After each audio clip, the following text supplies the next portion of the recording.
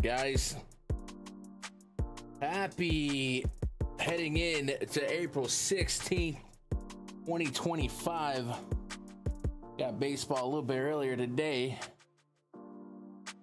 We got a stream a little bit earlier today. We're on the tube skis. Appreciate anybody staying up late, or up late, not necessarily staying up late. Probably no more day streams for the rest of the week. It's looking like Monday and Tuesday are the day stream windows. And then the rest of the days look like it could be night before, but I gotta really grind that out. I don't know. You guys are doing all right. What up, Pojen? Went back to Torkelson. Well, we knew it was gonna be a day of offense. And that's unfortunate. Jordan Westbrook let me down. Other than that, though, just a super high scoring night, at least for fantasy. Well, ironically, a guy in first place in my contest had a negative from Charlie Morton. That's 2 days in a row I've been beat by a negative from a pitcher. I can handle it on a 2-game slate, man. A bad man on a full slate like that. Congrats to him. Tyler Miley looked like the guy to have. He was the guy I didn't know what to make of. So I had more Angels than Male. Then I think the Athletics stack was kind of them and like Bregman.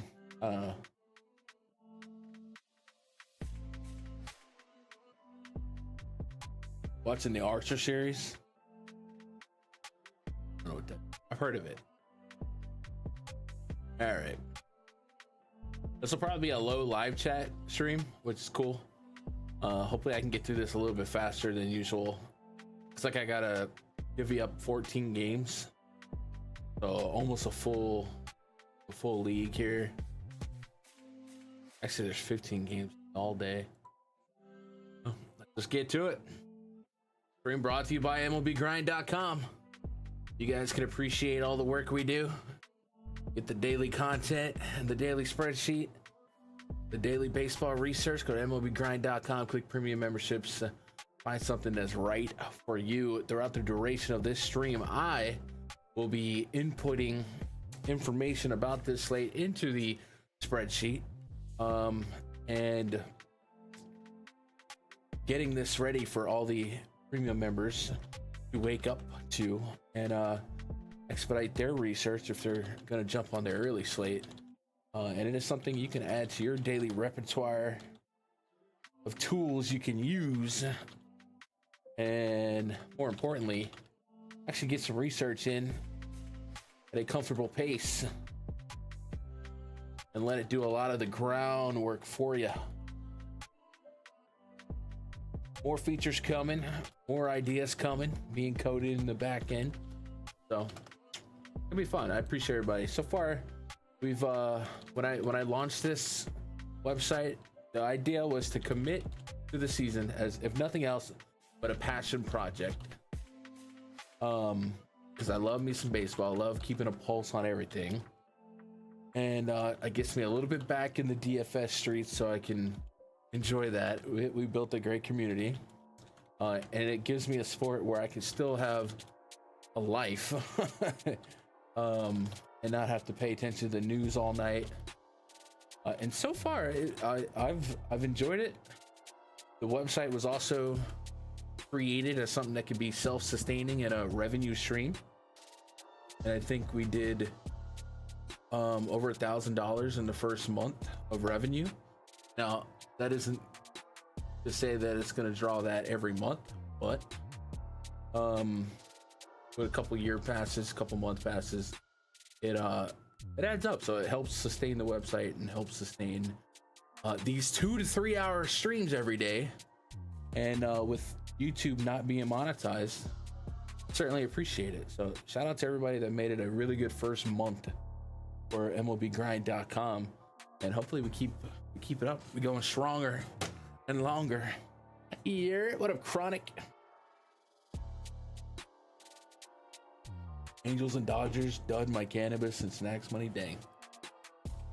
Soto in the pool tomorrow. Hey, Soto got him 2 days in a row now. Braves and the Blue Jays. Braves 4.2 run total.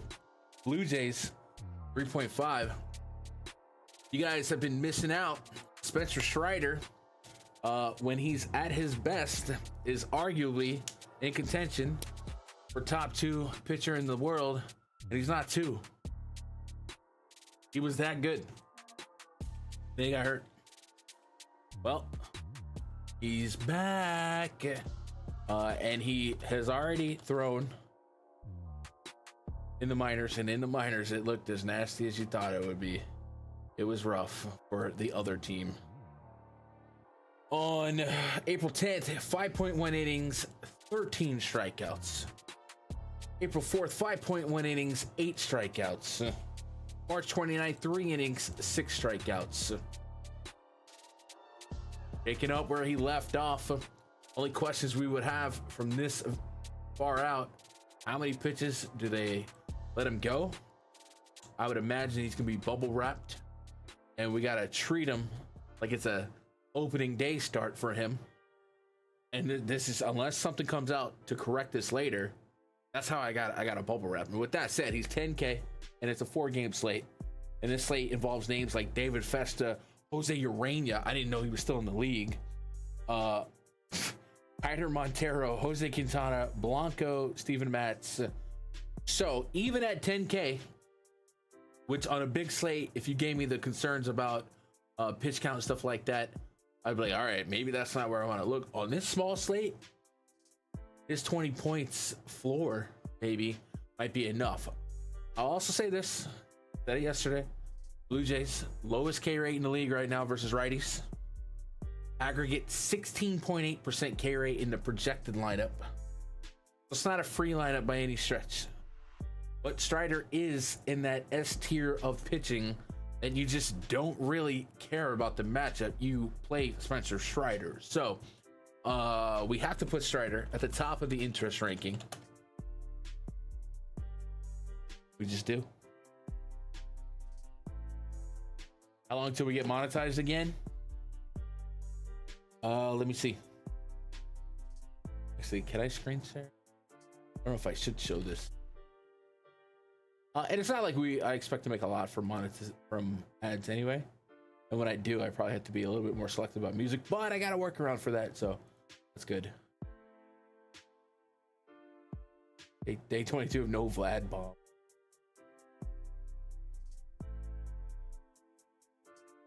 All right, I think I can screen share this much. So this is the YouTube eligibility. So the minimum you gotta have, this is for like subs. You gotta have 500 subscribers and uploads in the last 3 days. Well, I got that. And then you need one of the following: 3,000 watch hours or 3 million shorts. We have really got really close to 3,000. We actually might get this within a week, to be honest. And then to get ad revenue, you got to have 4,000 watch hours, and we're over halfway there on that. So it's just a matter of soaking up the watch hours, and once we do, we should get reactivated. I don't expect to make a lot in ad revenue for sure, but people used to throw super chats or whatever. It's just something extra, and then it also opens up the YouTube subs, and I can link the subs to the Discord, and maybe I could also make that another way to subscribe to MLB Grind. I don't know. Yeah, it honestly might be a good strong week. So that's oh my god, it's exciting. All right, so Strider's gonna be at the top of the interest list here. Chris Bassett pitching for the Blue Jays. 28.8% K rate so far this season, a 1-ish whip, 308 expected ERA. These numbers are all good, and they are all improvements, especially the K percentage and swing and strike rate over the last 2 years. So I do want to see if we can explain that. And we're going to start with the basics. We're going to look at the game log, swing and strike rates, the stuff plus for the game logs. So far, the stuff plus on this year is actually 4% below average, which is kind of crazy considering the results. And then it's actually worse than the last 2 years. But I can see it doesn't make sense actually. And then game log for them, we'll go play discipline, 3 games, 17% swing and strike rate against the Red Sox, which they don't project easy to beat up. 11% against the Mets, so double digits in every game. And then we'll look at the batted ball here. XFIP is very reasonable. Highest XFIP was against Boston in Fenway, 384 XFIP, 142 against the Mets, 291 against Baltimore. That's a really good 1 through 4 teams to battle. Baltimore, Mets, and Boston. Now you get Atlanta, a little bit more kick them while they're down, but they've kind of shown some life lately. The other thing I want to see, now that we've kind of looked at, all right, 3 games of sample size, we are missing bats. Why are these numbers so much better than the last 2 years? And if I can't explain it with matchups, I want to see if we can explain it with the pitches getting different, either different pitches or something like higher velocity. You know what I mean? So let's go pull up his pitches from this year compared to last year. So it looks like this year's sinker, 91.1 miles an hour. It's actually lower in velocity by over a mile per hour than last year so far. The cutter's slower. The curveball is slower. So he's actually down in velo. Again, not always a bad thing, because a lot of times high exit velo is a unstoppable force, immovable object against high velo. 83.3 on the split. The split was actually a pitch he threw the least last year, and so far it's his 4th used pitch. And he's getting more whiffs on the cutter and curveball. Last year the cutter was responsible for 26% whiffs. This year it's at 34. Last year the curveball at 40. This year at 30. So a little bit of increase in that. And I guess what a pitch like the curveball is, the spin rate the same, 22.26 last year, 22.90. So that stuff seems to be pretty linear. Expected slug is really nice on most of these except the splitter. 892 expected slug on the splitter. Last year 464, but he's only thrown it 28 times, so I can't really put my finger on exactly why, but he is generating more strikeout stuff. The other thing Chris Bassitt has been known for historically is a good ground ball rate against righties, and we're seeing that kind of progressively decline year over year, and the trajectory right now is 5% less than last year, and that was 5% less than the year preceding it. So we'll see if that continues. And the hard contact rate's been really, really good. So here's what I would say. I'll say we don't have a ton of sample size for me to truly believe and buy this, but we have enough, and the strength of schedule was decent enough, and the numbers aren't showing us a lot of luck. Like, we're getting good xFIPs, good batted ball data, especially with the hard contact. So I gotta give him some credit here. I gotta take it. At 8,500 on DraftKings, we've just kind of talked about on that early slate. These are your pitchers. Like, it really is. Jose Urena, you don't want to play him. David Fest is not going to excite you. Steven Matz and Ronel Blanco maybe in that park. Matz ill, Quintana, Montero. So these are probably 2 guys you're going to lean on the most. So we got to put them in the pool, and it's not necessarily a spot where you need them to achieve ceiling. You just need them probably just to be the 2 highest scoring pitchers, and whatever that means. Does that mean 18 fantasy points? Does that mean 20? And the matchup here for Bassitt against the Braves certainly can offer up some strikeouts. We played Kevin Gossman yesterday, a little sticky in the first, but he got there in strikeouts. I'm kind of gonna go back to the well here. So both pitchers in play. I think on the game theory of a small slate and the potential of Strider, 1, being in a tough strikeout matchup, and 2, maybe being a little bit bubble wrapped, I think you might get lower ownerships on these 2 teams as well. So you might cherry pick them in a small slate. So I guess they're in play. Yeah, let's go over here. Let's just keep up with the projections. This will make it easier on me in the morning. And what we're gonna do, and this is for anyone that has a premium membership at MLB Grind, I'm gonna keep the game, like, early projections. So we're gonna, even if Vegas doesn't give us stuff to work with. So with Strider, I'm gonna give him that 32% K rate. For Bassitt, I'm gonna give him that let's give him 25. Tax him a little bit. Walk rate for Strider, I'm just gonna give him a basic 8. It could be less, could be more. And then for Bassitt, walk rate, not walking anybody right now, I'm gonna give him a 6. For outs, let's see if they've given us an idea on outs for especially Strider. Bassitt's probably going to be 17.5 with money on the over, and we don't have anything. So we're just gonna have to freestyle that and adjust in the morning. So for Strider, I'm gonna give him 15. For Bassitt, I'm gonna give him 17.5. And then more than likely tomorrow we come back and adjust that. He's getting more break, Jake.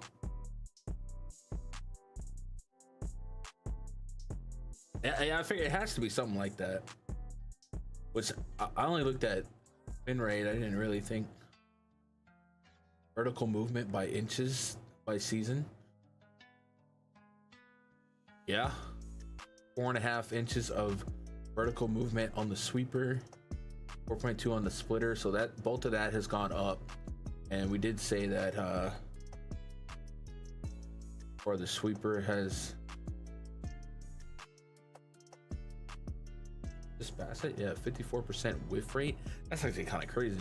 Throwing it 24 times, and curveball's at 40. So That explains at least a little bit in short sample. Yeah, 10% increase last year to this year. So you got some of that sticky stuff. It's cool with me. What's the pitch report tell us on the Braves? Oh, we got nothing. On the Braves against like curveballs and stuff. Most of them are negative. 3 of them are really positive. Jarek Kelenic, Sean Murphy, Michael Harris. Got the on horizontal, goddamn. That vertical resource. Do they have a horizontal chart?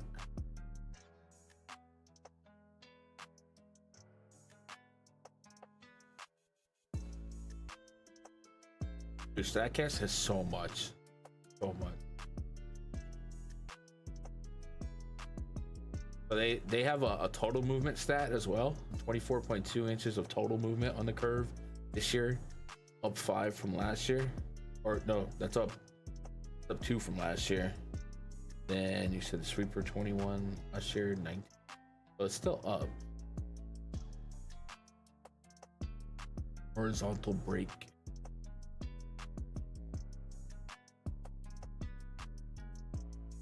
Interesting. All right, we'll see if he'll hold this up.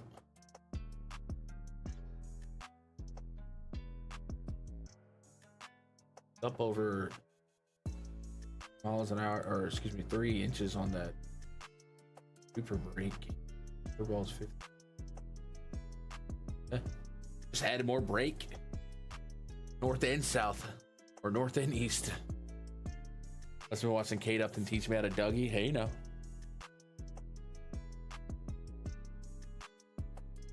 So we'll put that in the notes then. What to watch for? No, okay.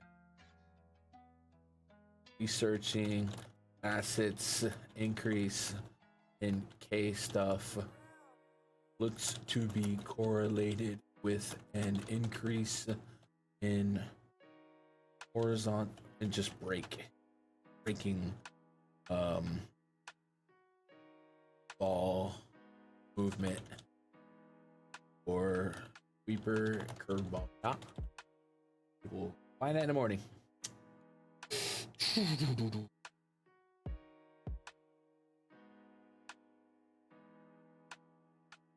Get on to the next game. Mets and Twins. Francisco Lindor, Soto, get Alonso.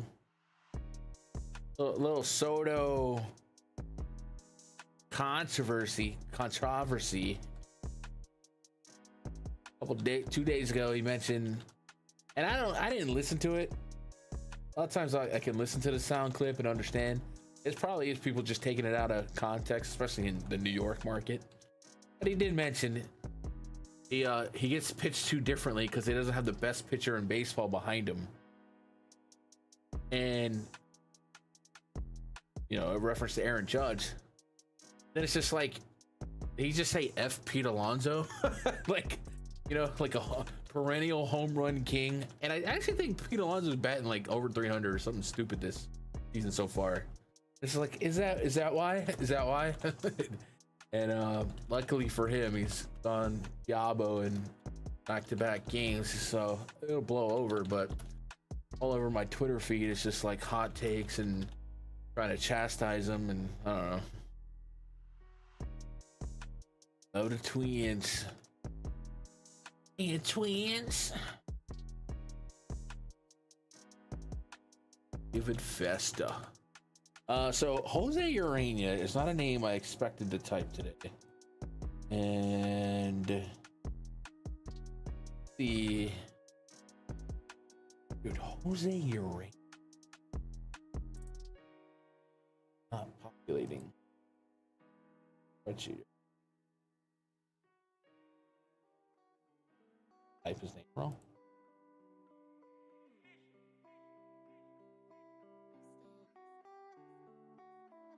Barely looking at. Just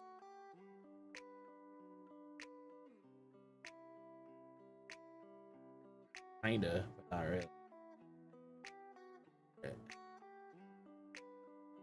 Yeah, how old is Jose Urania? 33. He's actually younger than I would have gave him credit for.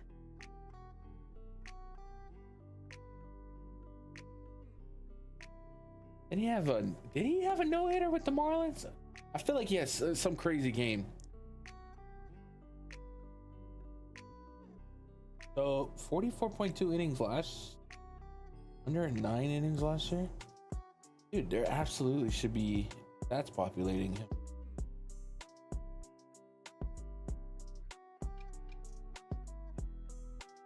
What's that about?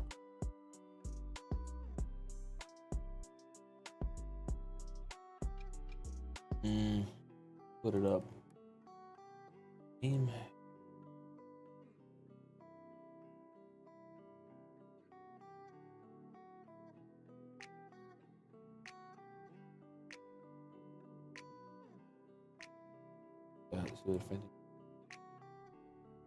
Huh. All right, well, let's go fix that then.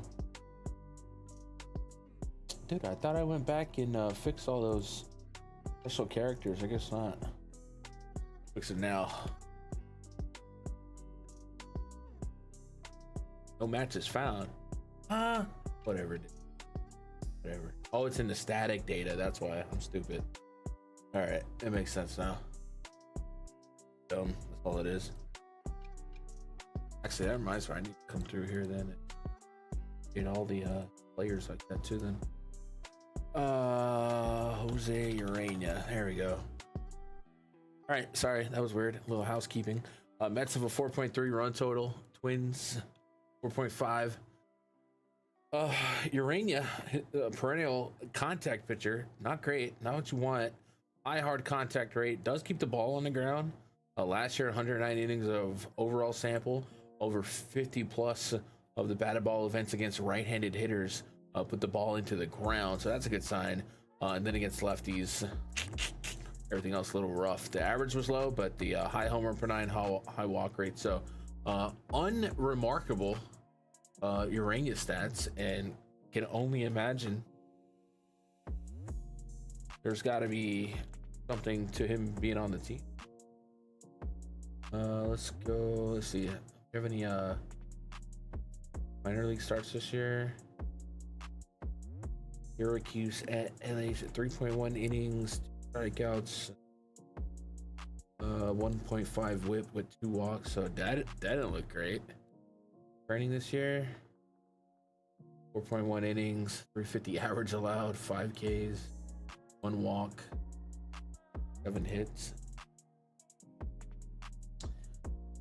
I don't see a reason to play Jose Urania. We're going to put Twins on the interest ranking. And then David Festa, 12.5% swinging strike rate in 4.2 innings. Last year, it was over 12%. The 21% K rate might have room for increasement to catch up with the 27% to last year. Expected ERA, better so far, but we're not really going to give that much credence because of the lack of sample size. And we're going to dip into last year. So unless there's something like stunningly different this year to last year in Festa's pitches, I feel like we kind of just have to respect Aaron. What? How does that end up Aaron Davenport? Did anybody just see that? I typed David Festa, hit enter, and it's like Aaron Davenport. Yep, got you. Say less. Actually, I got this. Jesus. So far this season, 330 expected. Oh, okay. It's velo 95.3 last year, 94 points. All right, slider 86. Got 4 pitches this year. That's a good sign. Change up 4, change up it. All right, so all that looks pretty similar. The difference is we have a registered sinker on 4 pitches. Last year he did not have that. So cool. And then while we're here, we'll check out David Festa spring stats.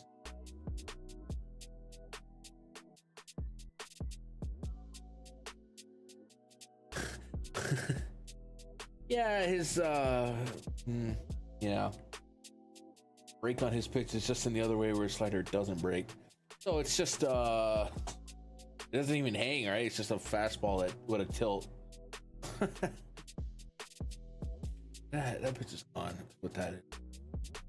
We got 9.1 innings for him in the spring. 419 average allowed. 2 bombs. 18 hits. It is crazy. 3 walks. So he hasn't been pristine. So I'm gonna go Mets. Mets and Twins are the interest here. I feel like we did way too much to arrive at that consensus or that hypothesis because of the names involved. But you know, we don't want to leave any stones unturned. Mets and Twins, first 2 offenses in the interest ranking. Skynet, remind me to continue watching Tokyo Vice after the stream. I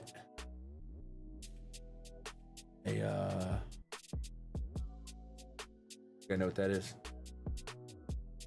Moving it on here, Detroit. Oh, we didn't do a. I guess we gotta do pitching projections.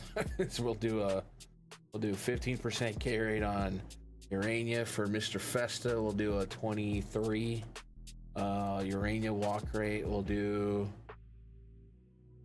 a 10. Festa. We'll do an 8. I would do an 8. And we'll give them both 15 and 15. Moving back, Tigers at the Brewers. Jack Flaherty was a little bit frustrating yesterday, but not super surprising.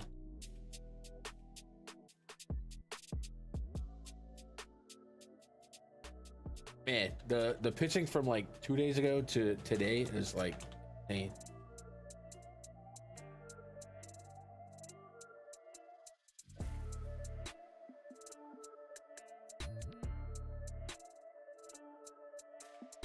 Montero. This should be a day of bullpens and high scores. A lot of inning eaters. I don't know. I saw a hits allowed parlay on Twitter yesterday. That something I would have never concocted. I always be scared to bet overs on like crazy hit amounts because like. I have a pitcher that's given up 7.5 hits. He's out of the game. You know what I mean? I don't know. Like, how do you sweat hits allowed as a gambler? Like, especially if you start getting to those ridiculous 6.5, 7.5 lines. Like, are you rooting for him to give up a couple hits and then don't collapse and then come back out? Same thing. You know what I mean? Because if you just get absolutely shillelied in the back of the head, homie might get ripped off of 3 walks and 5 hits or something, you know? And then at that point, yeah, I knew he would suck, but he sucked too much where he didn't get to the 7 hits. What a big chops. You ever think about turning your ins in at a buyback? I don't know what that means.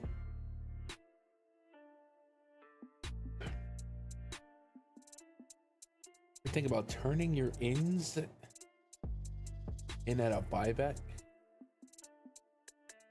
Might need to elaborate. I'm stupid.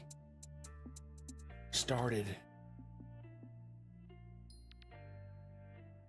So right off the rip, we're gonna go offenses here. Brewers first. And a little bit of Tigers. Montero, we got a ton of sample size from him last year. It wasn't great. We can see if there's anything in the minors so far this year that might change our tune here. I don't think there will be.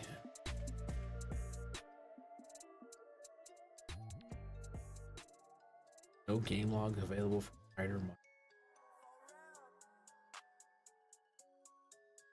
4K, no.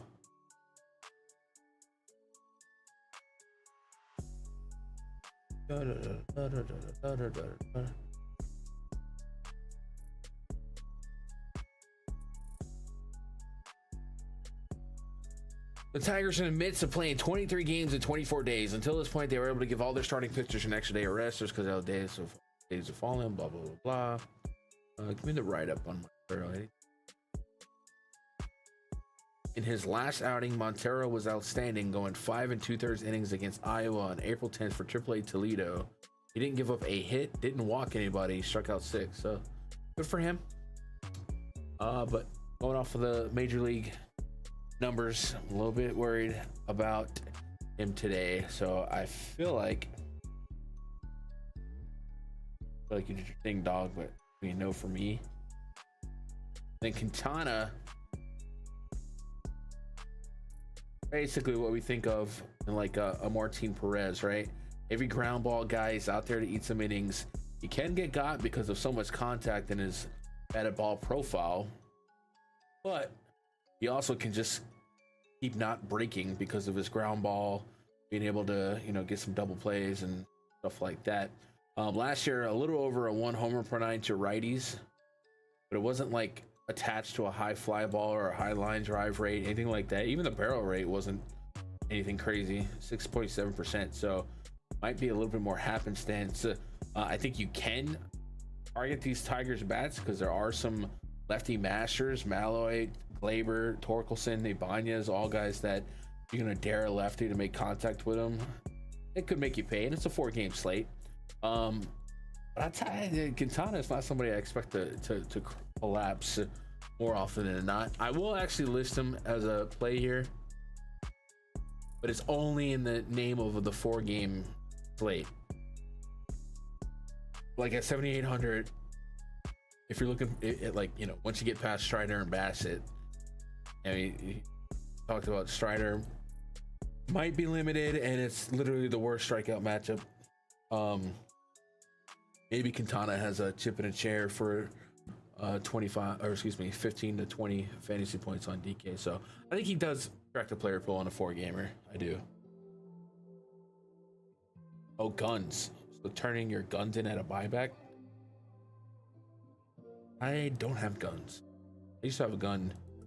One night I was at work, and my girlfriend at the time was at home, and somebody was trying to break in or something.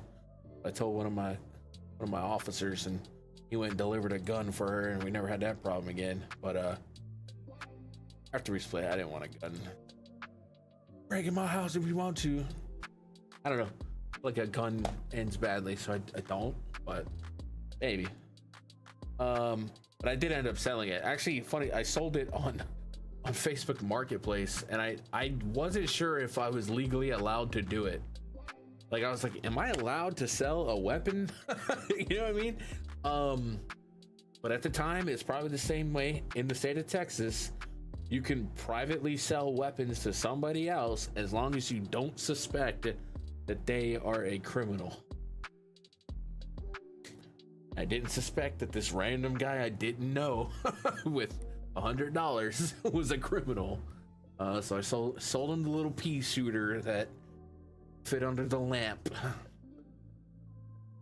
Probably no Montero for me here. For 7,100, if you're mass entering,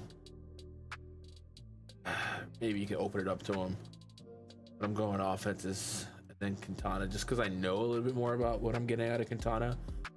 But maybe you could open up to 8-10% if you're trying to fill out 150 on a 4-game slate, because you're a psycho. For him, let's go. Give him a 20% K rate. Quintana will go 19, right? I think.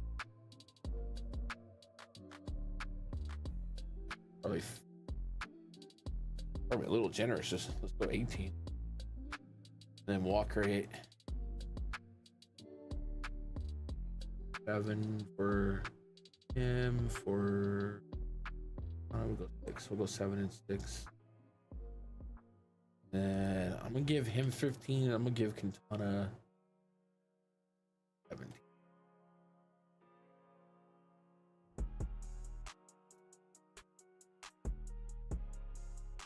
Your arms, yeah.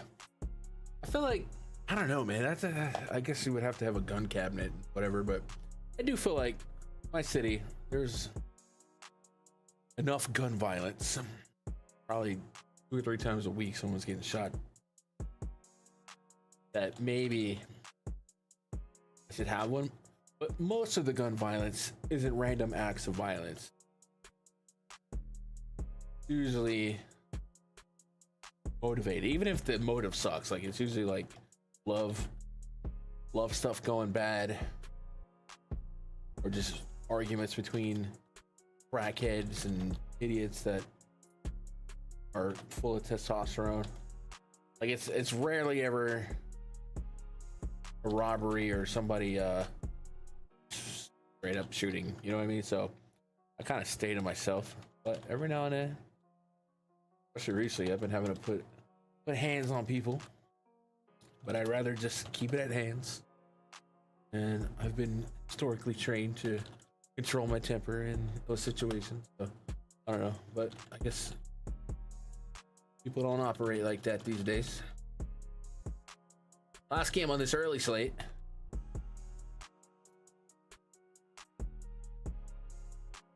Down here, man, you go to a store and there'll be guys with literally guns on their hip. And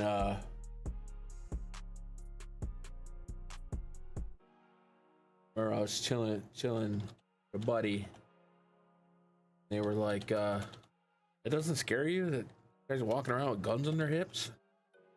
Like, Texas or really anywhere, you shouldn't be scared of the guns you do see. It's the guns you don't see that are probably going to be a problem. But it's hard to get over that. Cardinals have a 4.3 run total. Astros 4.4. Yesterday, Alex Bregman had a literal historic. Wait, I'm stupid. That was a Red Sox game. I think I referenced Astros and Breggy earlier. Forgot he's on the Red Sox now. I was gonna bring it up later, but he's not gonna be playing for a couple days. Blanco on the bump for the Astros, so I will have interest in him. I did get away with some Hunter Brown. It was a rough start. I don't think he got a strikeout in the first 3 innings, and then he started getting them together. Blanco's a guy that can get you strikeouts, but it does come with some risk. A 1.63 whip so far. Really the product of an extremely high walk rate. And this has been a long-term issue for him. Essentially an aggregate 11 to 12% walk rate to both sides of the plate the last 3 years. So I don't expect him to magically fix that here. But he does get the benefit of a pitcher's park and a that's it. The Cardinals are kind of half and half. The ones that do strike out. The ones that don't. So you have to earn it. I do think in the scheme of a 4-game slate, just because he has the ability to be almost a 30% K rate guy, at least a 1 and 4 K rate guy, that dog hunts on a small slate like this in a pitcher's park. So I do think he is in the player pool. I also do think the Astros are in the player pool. I'm going to list the Astros before we get to Blanco, and then we'll go Blanco, and then we'll probably go some Cardinals bats. Steven Matz, unexciting to me. 12.2% K rate so far this season. Single digit swing and strike rate, high barrel rate, and 11.2 innings. But he's also one of those guys that can go out there like Quintana, eat some innings, and maybe a park like this kind of saves him. Hasn't allowed a bomb yet this season. Last year, almost a 2 home run per 9 to righties. But that was, it was attached to a high line drive rate. 8% barrel and a 25% hard contact rate to righties. It's not like he was begging for it, right? So kind of on the fence. I could see if you're running 150 because you're a psycho, I could see you getting to Mats at 6K on DraftKings. But I also think he has, I don't know, let's say has to, but pitchers. Wait, what's going on here? He doesn't have a high pitch count. Does it expect to use Mats as part of a 6-man rotation for at least 3 weeks? Cardinals moving to a temporary 6-man rotation because they have just one scheduled day off. All right, so I am worried about the pitch count for Mats. He threw 53 on the 4th. Pitched 4 days ago. And that was on 3 days rest. I feel like I'd give him like a 60 pitch tap here, which might make him more of a 4-inning guy. Now I could be way wrong. He could be stretched out and bullpen stuff, but we'll have to consider that. So Blanco, let's give him a 25% K rate. For Mats, let's give him a 16, right? I don't know. Dude, to have such a low K rate out of the bullpen is kind of crazy. Walk rate's fine. Let's give him a 7.5 walk rate. Let's get Blanco. Blanco is gonna have to get taxed. I'm gonna give Blanco a 12%. I'm gonna give Matt's 7.5%. I'm gonna give Blanco a shot at 15, and I'm gonna give Matt's 13.5 for now, and then we'll let the Vegas correct us tomorrow. So that is the early slate on DraftKings. So let's get that sorted.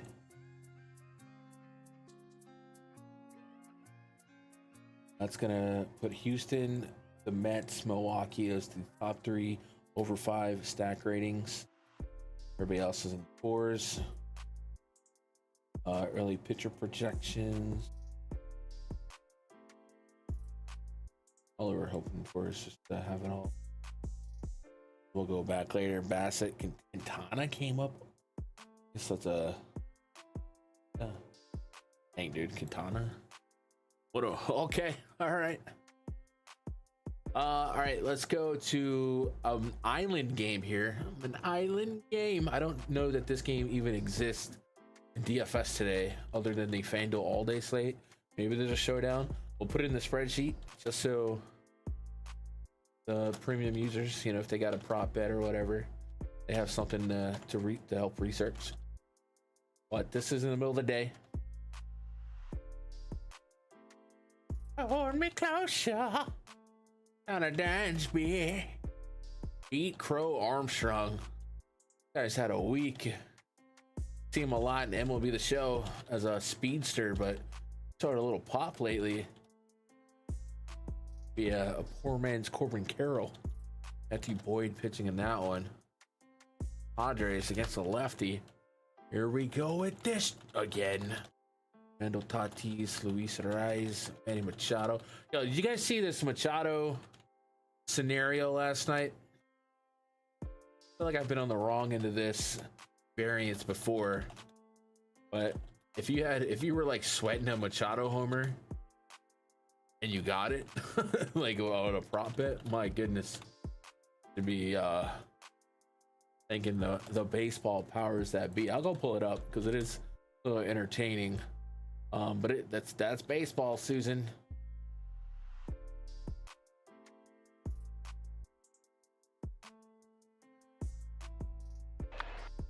Right, so here it is. Up against Imanaga.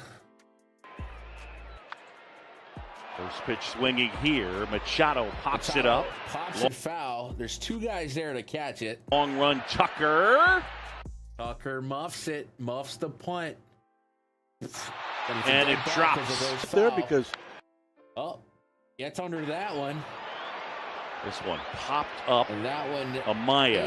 Infield, but drifting foul. Can't get to and Workman drops it. It's a foul ball. Oh, no. You're telling me the 2-2. Machado just got 2 extra strikes? Jeez. Can't do that. Can't do that. Wow. Can't do it. That's a heck of an at-bat by Manny Machado.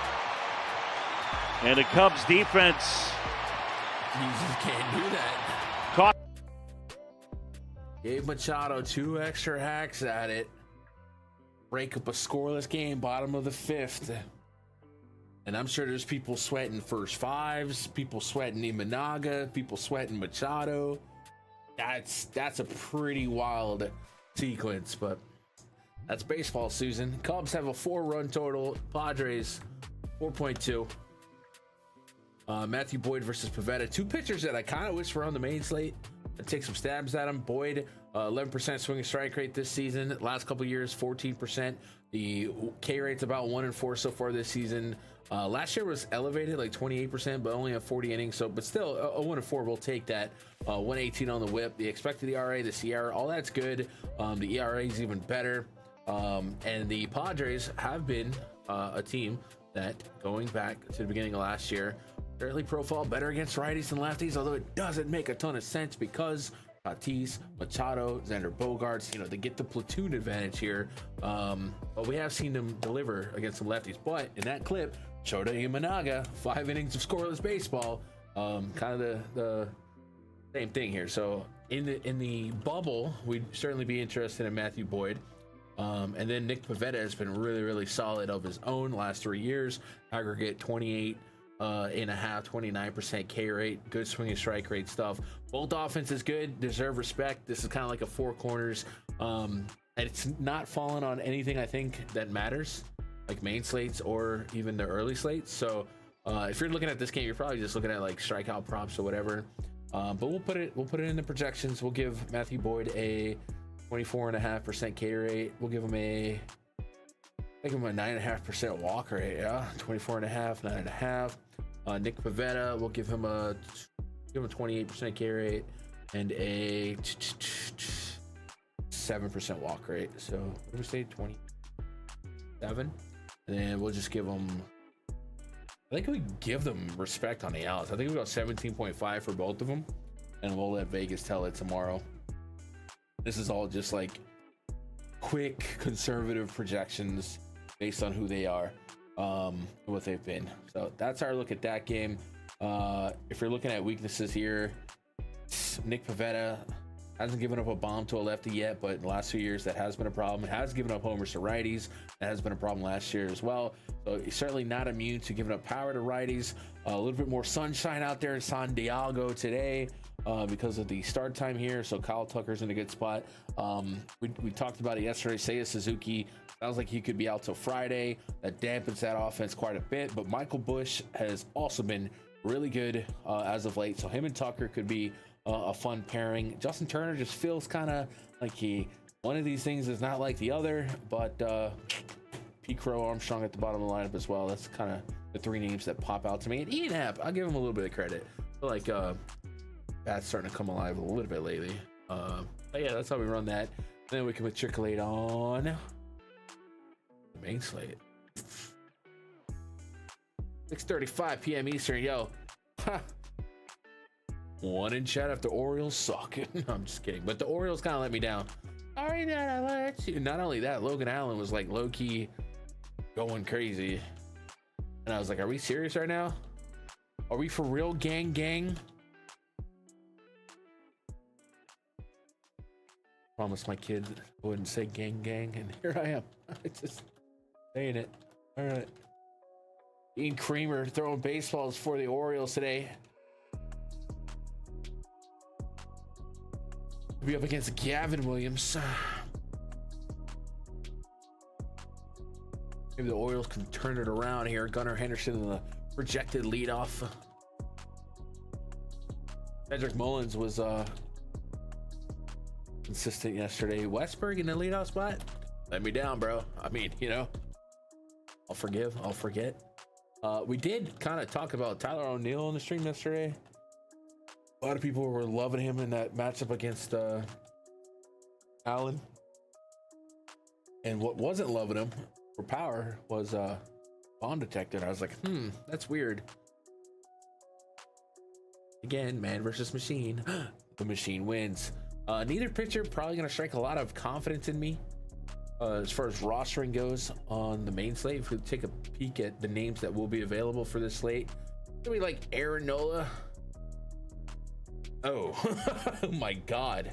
Oh Lord. Oh dear. Dean Creamer's your cheapest pitcher. No, he's not. Patrick Corbin's on this slate. Jesus H. Chris Bubitz, he's good. So this might be a really weird pitching. Bobby Miller. All right. Yeah. Bryce Miller. Yeah.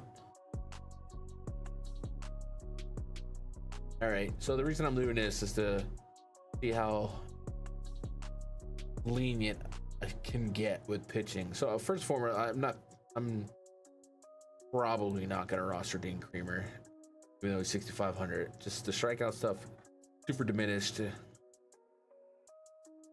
I just don't want to do it. Gavin Williams, though, 1-4 K rate.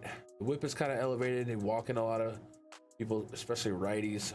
Walking a quarter on the home run per nine so far. Last year, a little over one. Extra's been elevated. Strikeout stuff on this slate is a little intriguing. Not like a massive K team here. I don't know. Guardians have a run total of 3.9. Orioles 4.3. Bobby Miller. That's what we got in the DraftKings. I don't know. Let's see. What does score say? Yeah, they got Bobby Miller on here. It's free. What's the matter? He no good? I'm leaning offenses here. I tell you what, as rough as getting to either of these pitchers feel right now, the run total is pretty soft here. It's under 4 for the Guardians, 4.3 for the Orioles. I think I normally wouldn't type Gavin Williams here, but I think in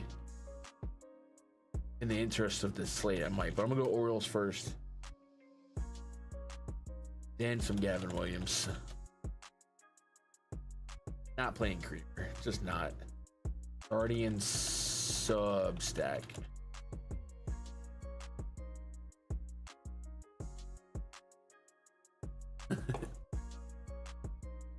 You know what's crazy is the Rockies, like Ezekiel Tovar and those guys are always at the top of the bomb detector. It's so frustrating. No, these guys suck. Like, I gotta give them a Rockies penalty. But apparently Tully at the end of last year put together some positive batted ball data, because he was like all over the bomb detector to start the season, and I have not seen it with the eye test. And I guess we got to fill out a pitching projection while we're there, huh? Might as well. Let's give him a 24% K rate. Gavin Williams, that is. Let's go 17 on Dean Creamer. That might be generous. Creamer, we'll go 6% walk. For Gavin, we'll go Gavin a 10 skis here.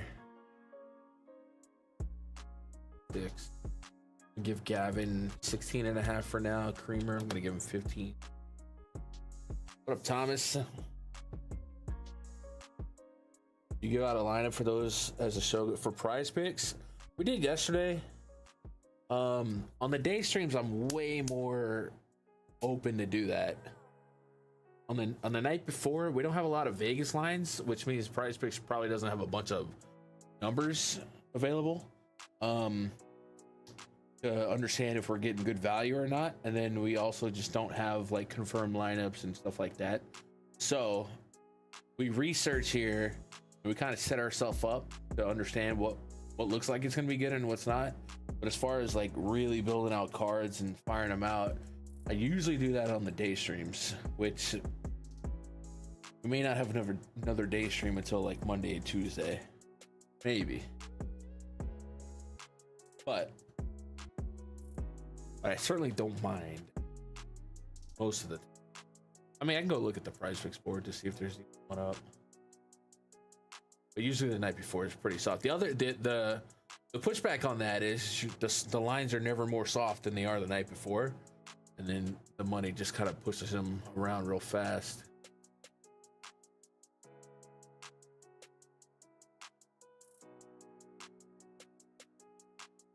But so far, I've not been in love with many of the pitching options. So it's probably be a night where I'd be all over, or a day where I'm mainly on like hitter fantasy props, stuff like that. Maybe a couple of pitching under fantasy. Kind of load.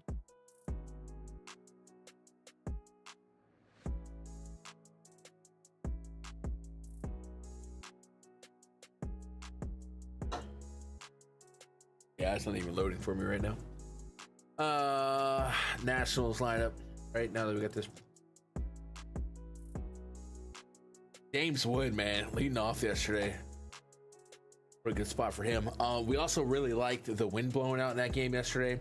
Right now, the early projections for a wind looks like we might still have positive wind impacting that out to dead center, which he absolutely forked that ball that first at bat. So this kid has been so good for the Nats so far. Appreciate that, Thomas. Appreciate you stopping by, for real. Good to see new baseball or new members of the community for baseball. Pirates against a lefty. IKF in the projected leadoff spot. Brian Reynolds.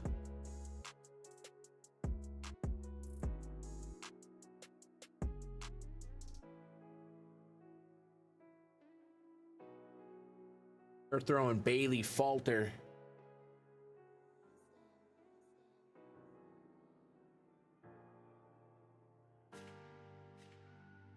We are looking to build out some more tabs for prop betting. But that's stuff that I don't want to rush. And it would be the brainchild right now. The dream is to build out a tab that not so much gives you the market. Like most of the products right now just show you the different prices, which is fine. You just value shop, but just kind of shows the spreadsheet projection and probability. So you could compare the spreadsheet probability versus the market probability. And if you trust the spreadsheet in some spots, you take it. And I think the two spots where I think that might be most advantageous is the long odds for home runs and stolen bases. Like I think there's a lot of people going after home run props on like, and they're paying prices for like 18% probability. And I'm just like, man, that seems kind of crazy for home runs. Whereas you can get some longer odds to that guy's in better spots. I don't know. But it's all a work in process. 4.3 run total for the Nationals, 4.4 for the Pirates. Walter's probably not somebody that we ever want to play. The Nats team has been pretty scrappy, just a 20.5% K rate since the beginning of last year against lefties. And the ones that do strike out, it's pretty heavily juiced by Nate Lowe and Dylan Cruz. Lowe being the lefty, and Cruz maybe just a sample size thing. I don't know. I guess he played most. No, it could be a sample size. And then the other guys are not like egregious, so not really a strikeout lineup to begin with, and it's not a strikeout pitcher. So I actually do like the Nationals with that bit of information. And it doesn't help that or it doesn't hurt rather that the wind is blowing out. And Falter has had a little bit of a home run problem. Really to both sides of the plate. Does this say a 6 home run per nine this season to lefties? That's kind of crazy. Last year was just under 1, but aggregate last 3 years, hard contact rate, fly ball rate, all that's good enough to go out there and attack. I gotta know the innings pitched here against lefties.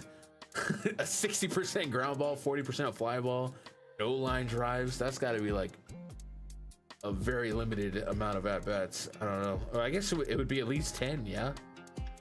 It'd be 60-40. I don't know. With that said, yeah, Nats. We're not playing Falter. Parker on the other side here, 13% K rate for him. Low barrel rate. Swing and strike rate flirting with 10% last year. A 20% K rate. A southpaw against the Pirates looks a little bit more inviting than a southpaw against the Nationals. Pirates do have an aggregate 25.7% K rate against lefties since the beginning of last year. Heavily influenced perhaps by an almost 50% K rate by Jack Sawinski against lefties. We have seen him platooned in and out at spots, so he might not even be guaranteed to make this lineup.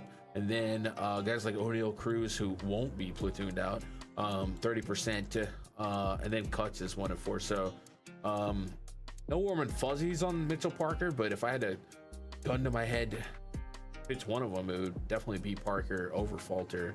I'll go Pirates. I don't even want to go Pirates here. I'm gonna go Nats as interest here and not force anything elsewise. What up, D? Hope you're doing all right.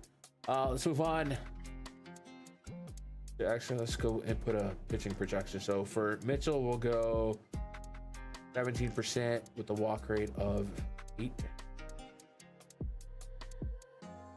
And for Falter, we'll go 17 with a walk rate of 5.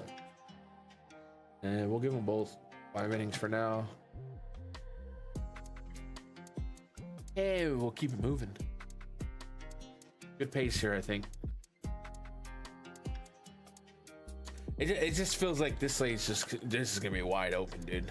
Like there are so many day 5 and day 6 pitchers, and it looks like this is where a lot of teams, so like we saw with the Tigers, and we're seeing a lot of teams are hunkering down for the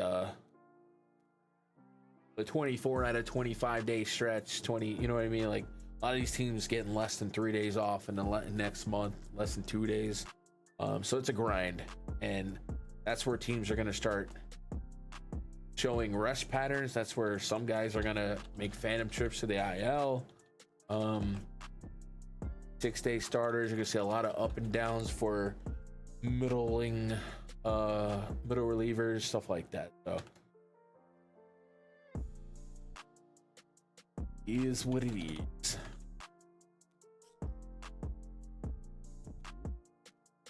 Bryce Miller throwing baseballs for the Mariners.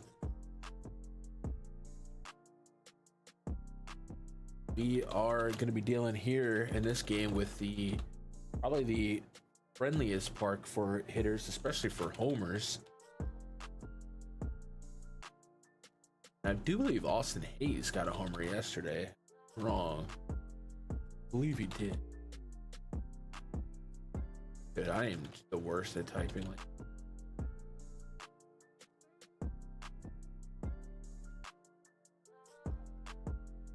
Nick Martinez, nasty Nick. The Mariners have a 4.5 run total. So far, the totals are like pretty low for how bad pitching is on the surface, or how not great pitching is. I don't know.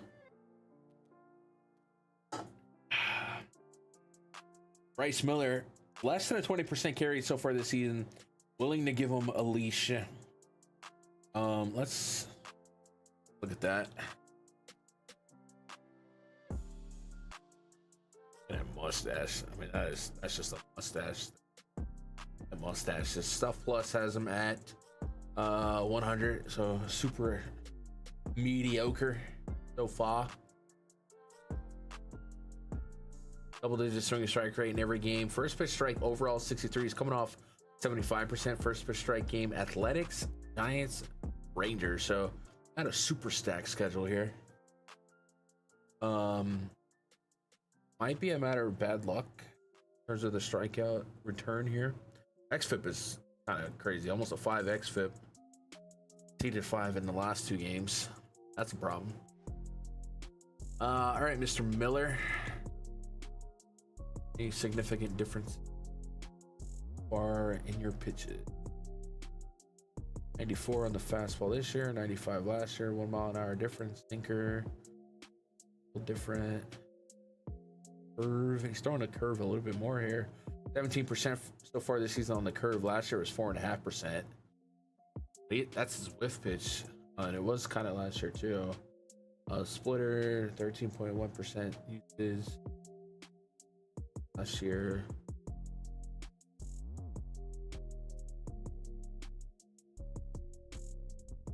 Expected slug on most of these pitchers are pretty good. 594, expected slug on the slider is a problem, but 19 is off of 2 batted ball events, so not too worried about those numbers.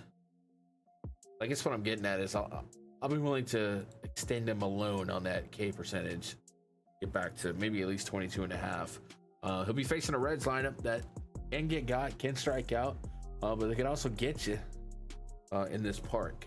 So 22.5 K rate on Miller. For Nick Martinez, unremarkable. We'll give him a 21% K rate. Little bump from last year. Walk rates for Miller. Walk rates against lefties have been elevated since the beginning of last year, and this is going to be a pretty lefty heavy lineup. So I'll give him a smooth 7.5, tax him appropriately. And Nick Martinez, we'll give him a 7. For outs, I'm gonna give them both 15. I done hit the. Sorry, chat. I just did a Fortnite stream. Let me turn that off. On Fortnite streams, I use a soundboard a lot. One of the bits I do if I'm at a random is the smoke detector, and then I gaslight them into saying it's them. It's a. My bad. I also got farts.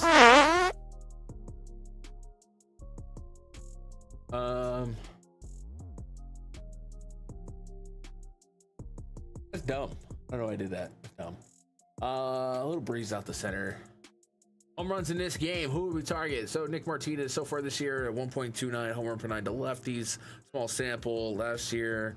The batted ball data doesn't make me run from him. 42% fly ball, 20+% line drive rate. So yeah, I think we just play some talent here and stack the ballpark. So I'm going Mariners, Bryce Miller, and Reds. No Nick Martinez for me. Moving on. Get it moving. Diamondbacks went crazy yesterday. They didn't catch the main slate. They went bananas. Bananas, and it was off the bat a Corbin Carroll essentially. I've been gassing this, threw it up. He's my favorite fantasy player for the aforementioned PrizePicks. They always list them somewhere between 7.5 to 8.5 fantasy points. I've caught him at 6.5. I don't think we'll see them do that again. But on the road, been a thing. Another thing we saw in Miami yesterday was in Lone Depot Park. They actually opened the roof, and that's not something you see a lot over the long term of the season, because it's just going to get really hot and sticky down there as we get into the summer. But some of these stadiums, like Minute Maid, like Lone Depot, like Chase Field, even Globe Life Arlington, some of these stadiums will open the roof in these early months, and it may not sound super significant because, you know, we're probably talking 70 to 80 degrees, but that's better than some of these parks with 50, 60 degrees. And it does, and you know, it doesn't hurt. So something to keep in mind if you're used to just not checking whether or not a roof is open for a park that probably won't open a roof for, I don't know, from June on. Might get lucky. I guess I'll check and see if it'll indicate whether or not it'll be open tomorrow. But it's not gonna change like the research for the most part here. I think still kind of interested in the D-backs. But Jake did bring up a point about Max Meyer earlier that we need to go look at, because this isn't the same bum-ish pitching that we saw yesterday. It's also maybe not the same bum pitching that we saw last year from Max Meyer. 57 innings pitched last year, a 14% barrel rate, a sub 19% K rate. Go pull up his Baseball Savant page, and we look at this. 95 on the four-seamer, 94.1 last year. Picked up a mile there. The slider picked up about a mile per hour as well, a little over. So he picked up a little bit of velocity here. And the sinker is up a little bit too. So all of his pitchers are a little bit faster to start the season, which definitely correlates, I think, with the whiffs going up. And kind of put some I don't want to say justification, put some validity behind the pay rate increasement. So something to think about. This D-backs lineup, not big on the strikeouts, 18.76% aggregate K rate in that lineup since the beginning of last year. We split up this season and go, I guess we'll go, that's this season versus righties and lowest K rate. D-backs are 6th in lowest K rate, tied with the Rangers at 5, I guess, essentially. It's all splitting hairs. So all things equal, not a great strikeout matchup for Max Meyer, but at 8,100, he might be better than the public perception based on the broader amount of sample size from last year, which spit back a lot less pristine metrics. So I do think there's merit in playing him in the short term. I don't necessarily want to run to play him here, but I might, because this slate kind of rough for pitching. Yeah. Let's see, lone. Oh.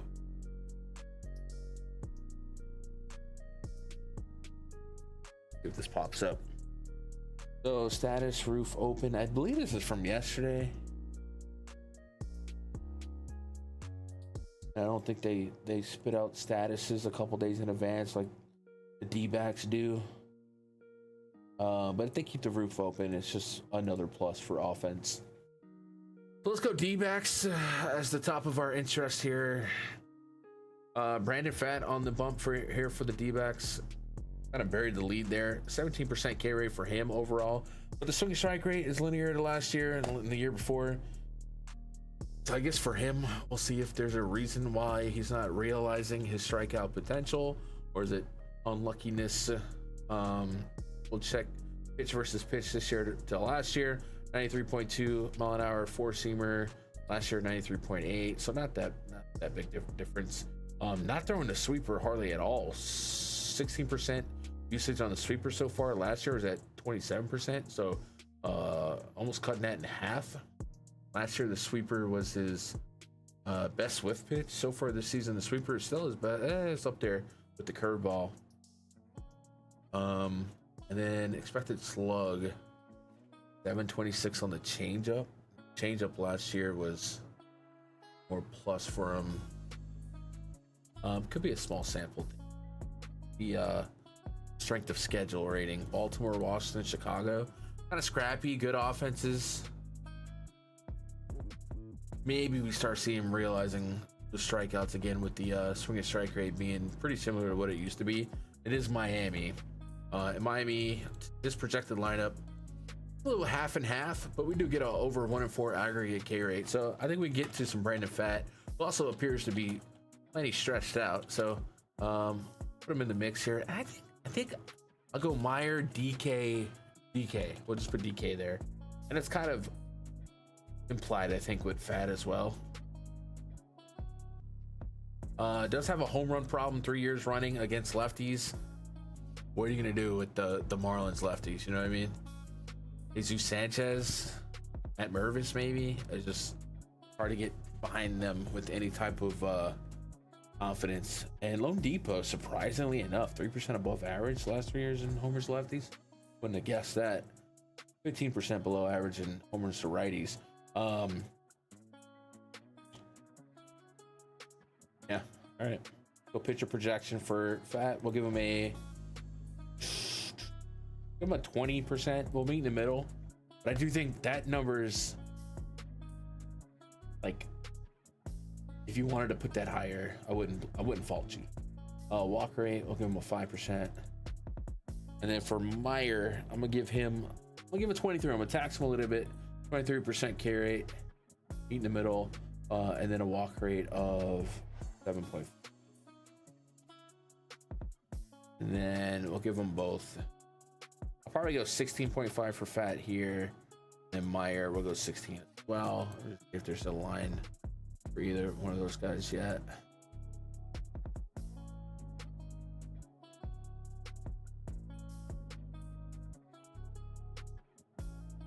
Hello.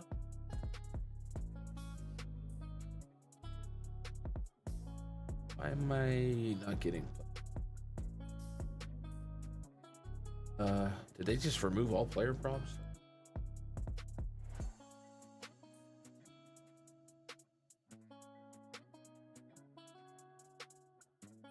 You're supposed to. Looks like maybe temporarily down. All right, moving on to the next game. Giants and the Phillies. Verlander pitching yesterday against the Phillies. That was fun to sweat that with Rich in the Discord. This is probably two of the more strikeout getters on the slate. But two guys that can certainly get got, especially Robbie Ray. Giants lineup: Mike Yastrzemski, Willie Adames, Jung Ho Lee, Matt Chapman. Starting to see this offense kind of click in the last week. I've kind of said that about the Giants. They're fun to play when they're in the, especially these Eastern friendly, hitter friendly parks. Offense goes to die in Oracle, but man, you catch this team at Yankee Stadium this week, Citizens Bank. They were in Great American, 2 weeks ago.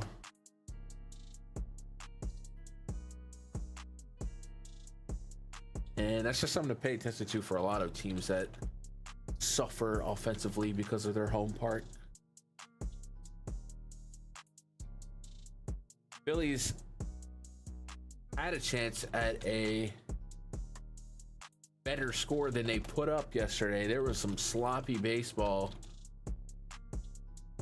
on the bases. We saw caught stealings. We saw some gun downs on tag ups. You can respect the aggressiveness on the bases, but that's kind of the risk reward there. You get gunned down, you get thrown out stealing. I think in one of them, Trey Turner got caught stealing just for Bryce Harper to draw a walk in like the next pitch. So unnecessary. 3.6 run total for the Giants, 4.1 for the Phillies. Could be some wind here. Right now it's a neutral effect. Robbie Ray, 21% K rate so far this season, a 10% swing and strike rate. That's down 6% from last year. Now keep in mind last year was just a 30 inning sample size anyway. So no matter what, we're going to be working with a small sample, but it is what we got to work with. Historically, if you know Robbie Ray, he's been a high walk, high strikeout, high home run guy. And I don't think that has necessarily changed. And we've certainly seen the home runs there last year, this year. We've certainly seen the walks there. And then last year we saw the strikeouts. This year they haven't been there against righties. So we'll keep an eye on that. I think because of that, I'm going to be extremely trepidatious to kind of get behind Robbie Ray in such a hitter's paradise. But this is a part that does favor the lefty power. But it's not, it's a net positive for righties as well. So how do we play that? AK on DraftKings for Robbie Ray. We have seen the Phillies, it feels like, struggle against lefties. Let's see if we can quantify that sentence by putting the league against lefties. Sorting it by highest K rate. The Phillies.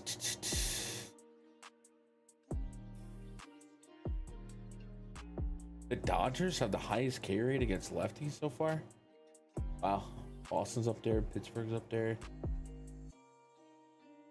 Phillies better than the league average at 22%. So, what's WRC plus say? Phillies a little bit better than league average as well. The Royals, the worst WRC plus against lefties. Wow. Interesting. Rays number 1, Chicago 2, no surprise. Arizona, okay, all right. His and Muncy, highest carry to the league. Yeah, that's not what you want.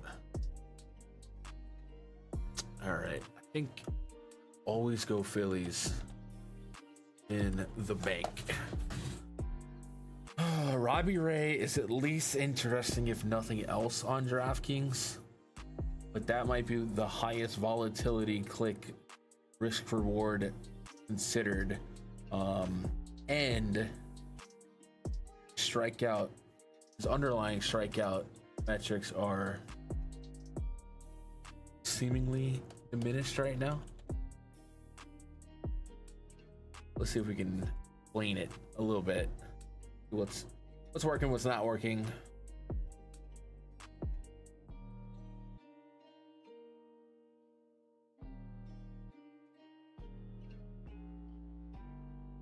Got a 556 expected slug right now. 10% walk rate. 6 expected ERA. Not what you want.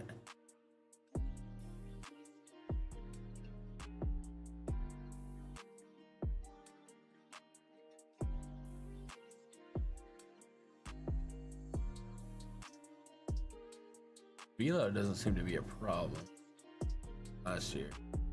Down a little bit though. About the same. Horizontal, ooh. Less break so far.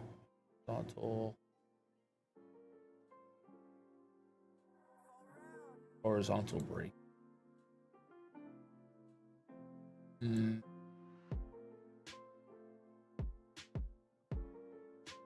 With the slider. It's already a hanger. You hang it, we bang it.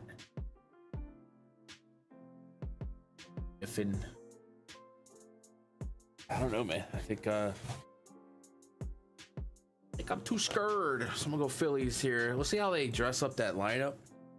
I don't think that we're gonna get Harper Schwarber back to back against a lefty. You know what I mean? See Trey. They had been leading off Stott too. I think I gotta get a little creative. That involved Nick Castellanos being up. Rice. I don't know how else they would. Alec Boehm has been really bad. I think we've seen him up there as well, though. I don't know. Can't be bad forever, right? Aaron Nola going to slab for the Phillies. 23.6% K rate on the season for him. A 141 whip. And it looks like a little elevated in hits allowed so far, and a walk rate to lefties. So look at the BABIP for Nola this season versus like year over year. Also Stuff Plus, check that. The Stuff Plus is down 10% from last year. This is lowest Stuff Plus ever. So that might be something to keep an eye on.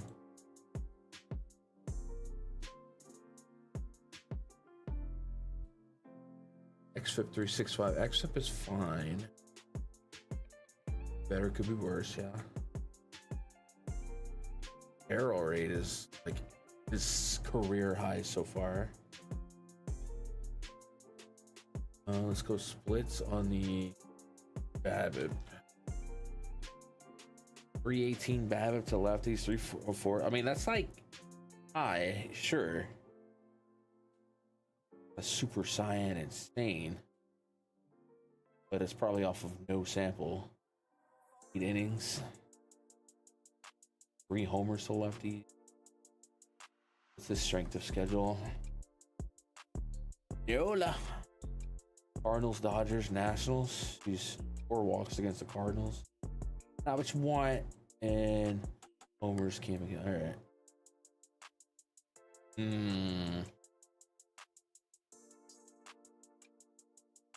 Giants do strike out quite a bit. They do have a lot of 9 pluses on the aggregate walk rate. Might be a double-sided coin here. It's a really low game total. This is essentially a 7.5 run total for Citizens Bank in the daytime, with not a pristine Nola this season, and definitely not a pristine Robbie Ray. This feels a little soft. Dead. So I'm gonna go some Nola for sure, but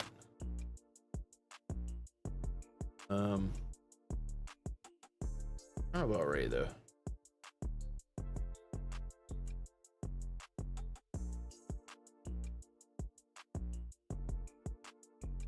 Probably gonna sit out Ray for now, but I don't think he's like the craziest AK shot in the dark.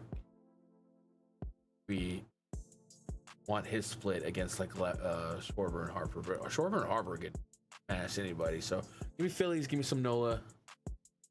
Let's do projections for them. So with Robbie Ray, I'm gonna give him a 23% K rate. Again, if you want it to be higher, I get it. Nola, I'm gonna give him 4 walk rate for. God dang, I gotta go for. I think I have to give him a 14% walk rate right now. Robbie Ray could be in a big pile of doo doo. And then for Nola, I'll give him a 6. I'll give him a 7. For Robbie Ray, I'll give him 16.5. For Nola, I'll give him 17.5. AAA DFS, because I saw a clip of a team scoring 3 runs off a walk. Yeah, I think I saw, was it 1 walk or was it all walks? I saw that. That would have been crazy. They just like everyone kept going, and I saw it, but I didn't watch it. It was 1 watch. RBI, 3 RBI walk. That's what you want.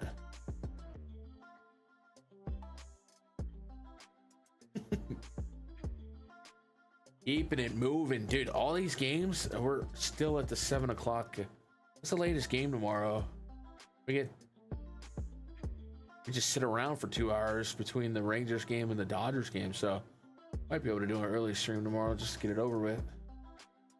Too early. We don't have a lot of info. Let's go down to Tampa Bay. Red Sox continuing their run. The Rays. Yesterday, Alex Bregman had a career game. We did not know that there was a baby narrative for our gambling purposes. I feel like I failed us as a groupthink leader. How was I supposed to know? But what we didn't fail at was the Rays lose on that day every year, bro. we brought that one up, bro. I just missed the Bregman one, so I was there. You guys didn't catch the live stream yesterday.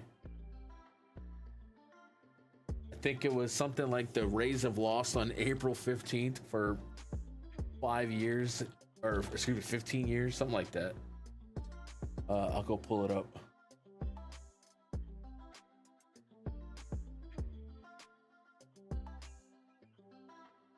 Yeah, Brooksgate.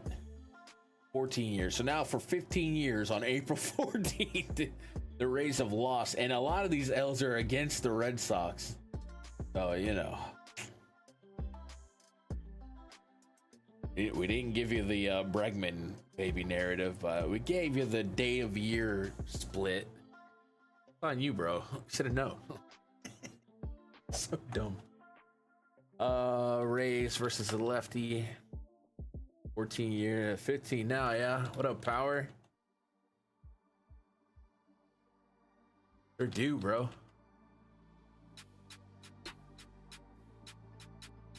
But man,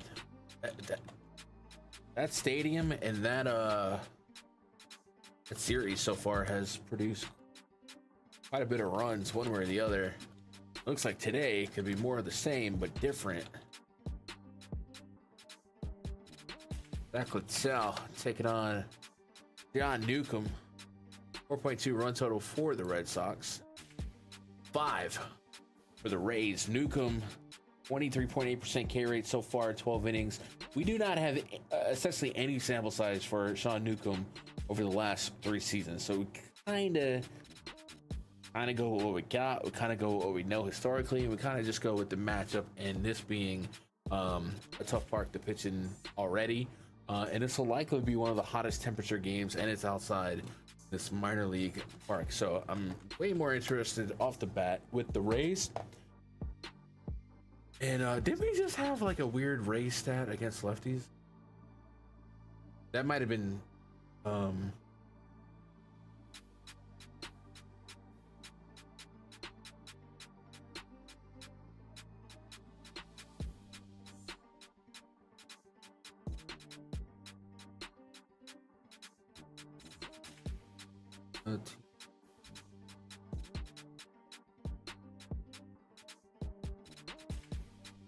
not sure if it actually updated. Like it's a different screen. Anyway, but since the beginning of last year, only 3 players in his projected lineup have super positive WRC pluses. But Sean Newcomb definitely can get got, and then guys like Caballero, Junior Caminero is just kind of popping every day. It seems top line 4, 21, 23, 16. That's what you want. Homered in 3 of his last 4.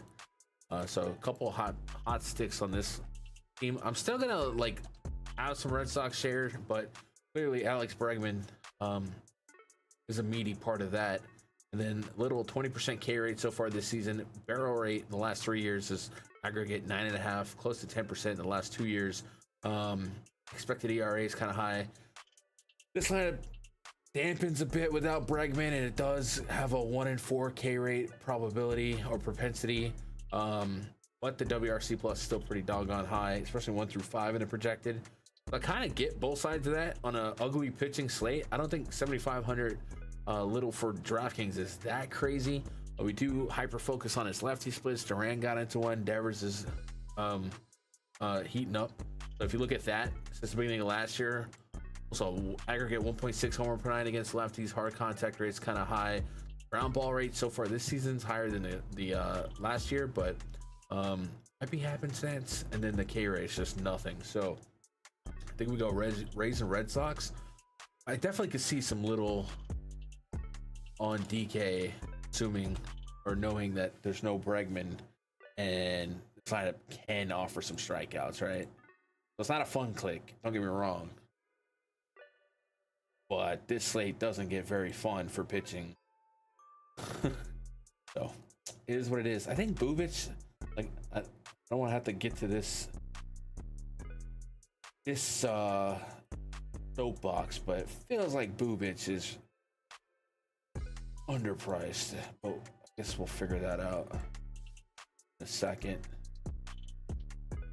Let's go pitcher projection. Sean Newcomb, we're gonna give him I'll give him the 23. Why not? Walk rate. 11% walk rate. Probably gonna drop.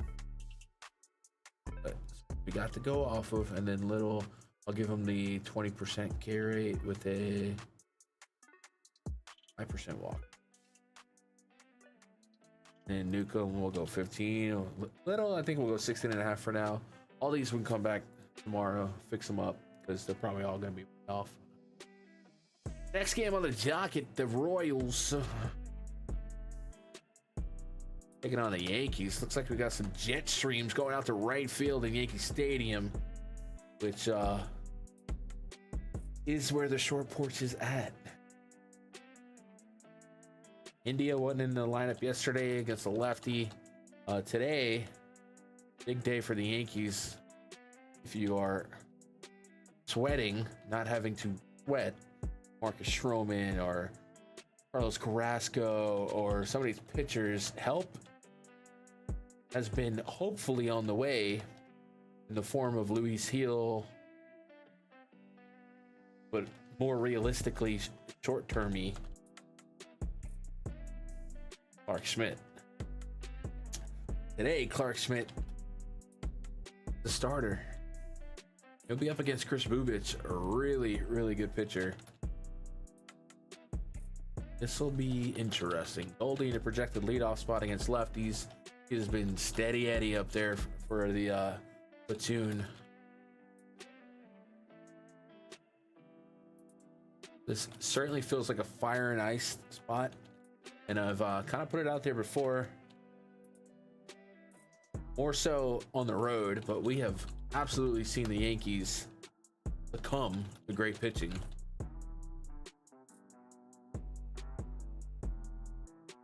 And Bubic, this beginning of last year, has an aggregate 30% K rate, and he's freaking 8,400. I mean, this kind of feels like Cole Reagan's the other day. He just feels like he should be 10K. And then thinking about this slate, how many pitchers have a 30% K rate on this slate? Not many. But Bubic probably has to be the top of my interest, unfortunately, in this game as a self-loathing Yankees fan. 3.8 run total for the Royals. 4.9 for the Yankees. The Yankees are getting a lot of steam in terms of run total there. So this could be a part where I just look like an idiot and my favorite team goes crazy. It is what it is. But man, Bubic, heavy ground ball stuff, heavy swing and strike rate stuff, heavy K rate stuff, and not a ton of weaknesses, right? It's sub 1 aggregate whip since the beginning of last year, maybe a 1 on the dot. Expected ERA under 3. Like, there's no holes in these numbers right now. And the Yankees have been up against elite pitching and have failed this year in some tough spots, and especially against a tough lefty like Tariq Skubal in that Tigers game last week. So it is not unlike the Yankees to succumb to better pitching. And 8,400, man, the floor to ceiling range of outcomes is so acceptable at that price, especially considering how shallow the pitching pool is here today. Against Cleveland, 6 innings, 2 earnings, 5 Ks, 2 walks. Let's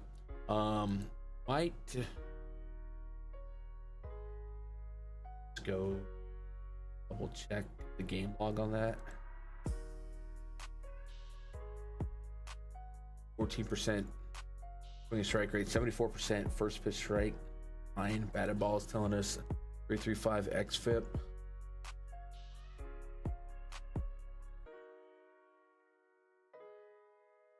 Yeah, all this stuff seems fine. Except this thinker. Here looks like a problem in short sample. So let's double check that.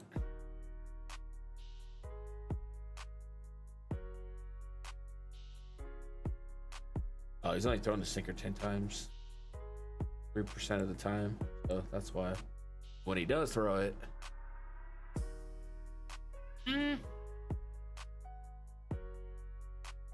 doesn't put up a hit. I don't know how they got that number. I guess it's a, I don't know.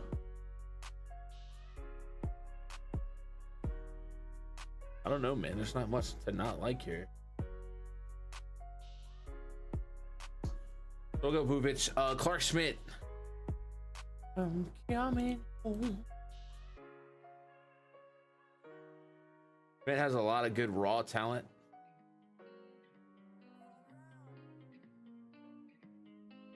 We have seen him in the bigs a few times. Mixed results. This season in the minors, April 10th, 4 innings. That was 6 days ago. 4 strikeouts, 154 average, no earnings. 3.1 on April 5th, 7 Ks. 1 walk there. Then, did he get a chance to throw in spring? Not much. You look at Clark's numbers from last year, 85 innings a sample, and the year prior. Better strikeout stuff last year, and this is what you were looking for, some progression from the 2023 campaign. Low barrel rate, decent K rate. Overall acceptable metrics. Sierra and expected ERA under 4. We'll take that from a guy that's supposed to be day 5 fringe, right?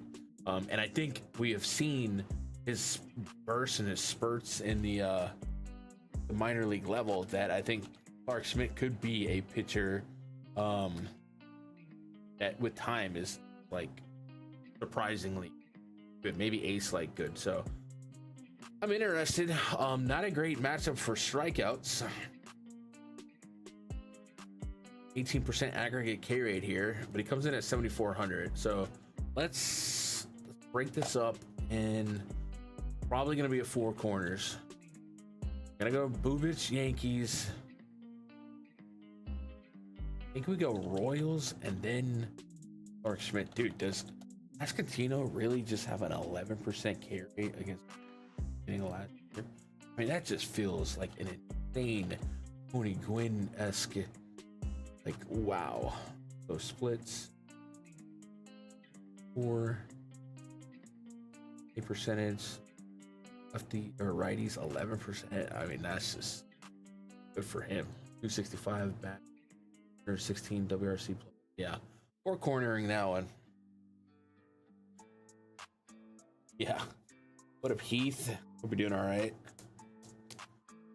All right, all 4 corners here. Like I said, some wind projected to be blowing out to the short porch,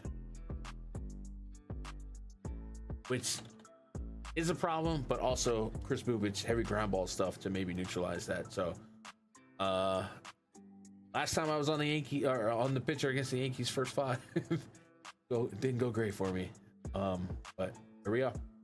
Let's fill out the pitcher projections here. Chris Bubic, I'm gonna give him that 30% K rate. Walk rate, I'm gonna give him 8%. Clark, we'll give him a 23% K rate. Then we'll go 8% walk rate there. And then Bubic, I'm gonna go 17.5 as his total. And for Clark, I'll go 15 because I really don't know what to expect out of him. With that said, I guess we gotta. Is this a?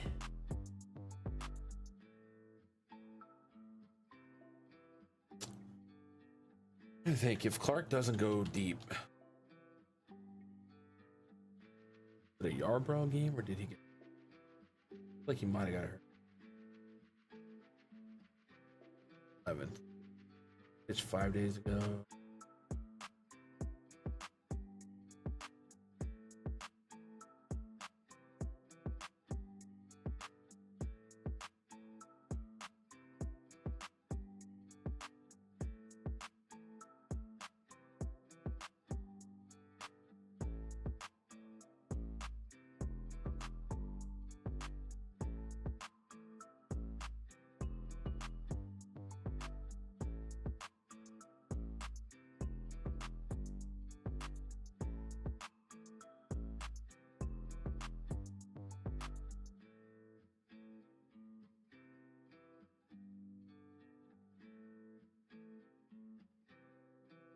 feels like it's a Yarborough day.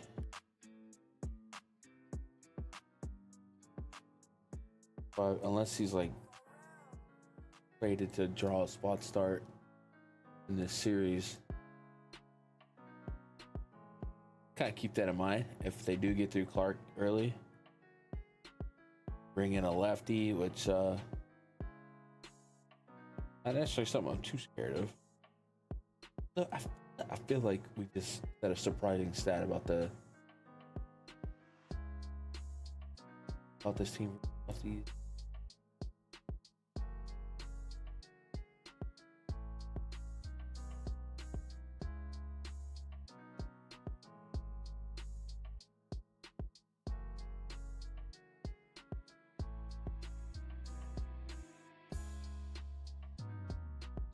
A little below league average. Okay. All right. Just kind of wasting time game theorying who might be in behind Clark. I'm gonna put Clark for 5 innings if you, in best case scenario, at somebody far. Or that's like a DK only, right? But Bubic makes a lot of sense.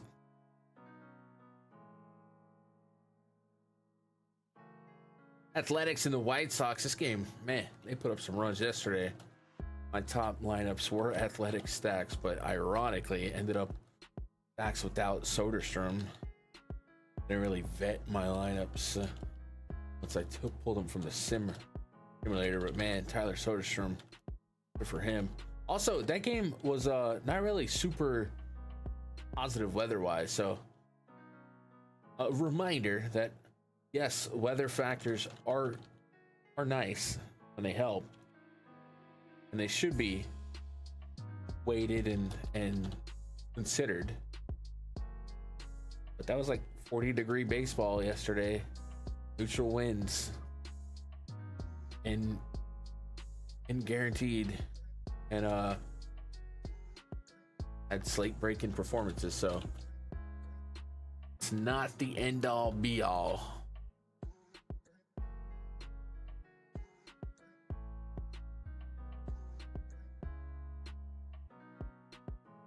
But it matters. Got Jonathan Cannon pitching for the White Sox. He'll be up against Osvaldo Bido. These are two pitchers that likely don't want to play. So we have to vomit click some offensive name. Jeffrey Springs, kind of meh for us yesterday. Athletics a 4.2 run total. I think we're quick ranking this one out. I think we're going back to Athletics interest. And Bido, hey, what? Bido is somewhat intriguing, right? White Sox might be able to spot you. Strikeouts, I got the wrong end in this. There we go. Bido is somewhat intriguing because the White Sox strike out a ridiculous amount against righties. 28.21% aggregate K rate in this projected lineup. And Bido, I mean, I feel like I go through this every week, every 5 days. I know he's got a 20% K rate so far this season, but the swing and strike rate is great. The barrel rate's great.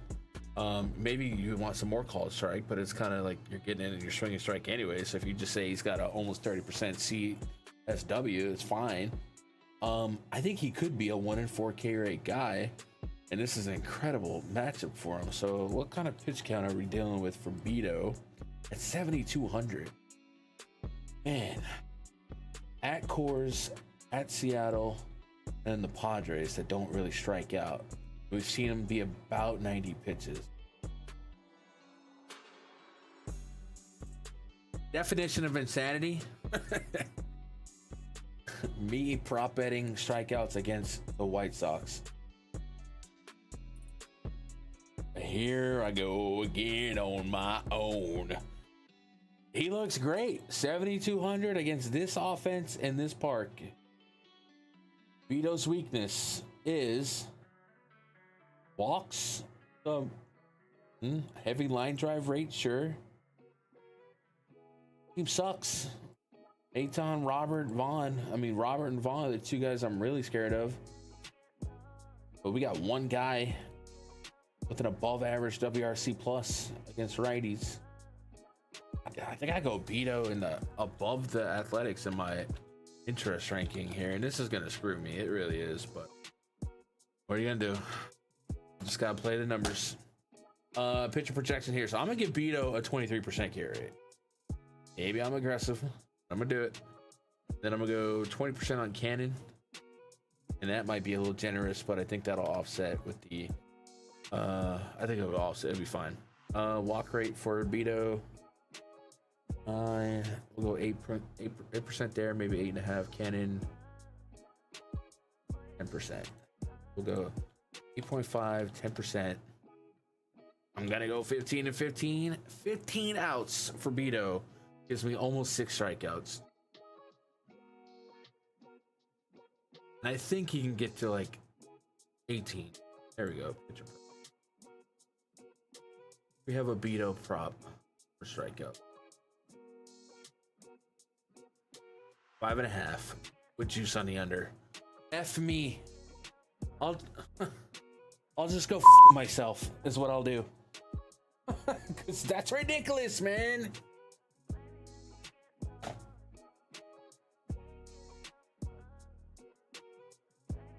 don't get it. We have outs on him. I just feel like he should be a heavy. Oh, we are getting a lot of outs.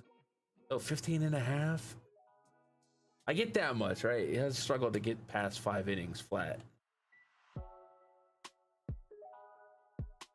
5.5.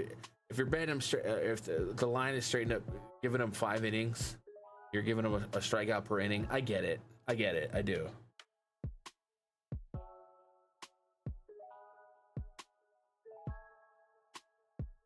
What up, Cam? How about them Yankees? Let's go.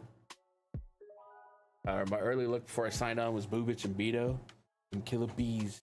Neck your neck. I like that. Let me look at Beto's results here. 3.79 expected ERA, 4.43 Sierra.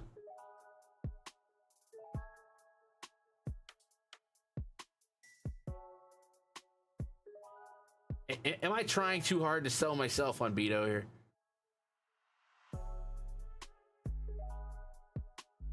Ernie's 2 Ernie's, 1 Ernie.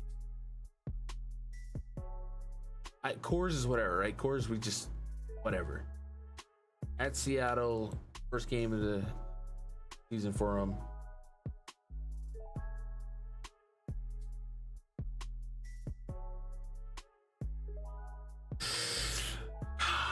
The line drive rate is kind of stupid, but only a 2% barrel rate, so that's actually weird. I don't know how that works out, but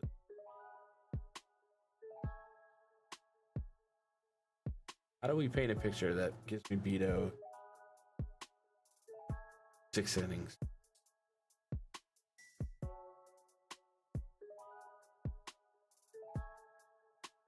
Tough plus for tiebreaker here. Not great.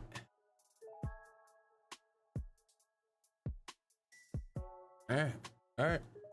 Whatever. I'm getting Beto though. There. You like fat in that pitcher stadium? In the context of a slate, yes. I'm alarmed by the low K rate so far, but it's not like it's attached to a decline in swing and strike. It looks like it is attached to a decline in called strike. So I guess that would probably be his location plus. Go check that out real quick. The season location, it's still above 100. So the stuff plus is down.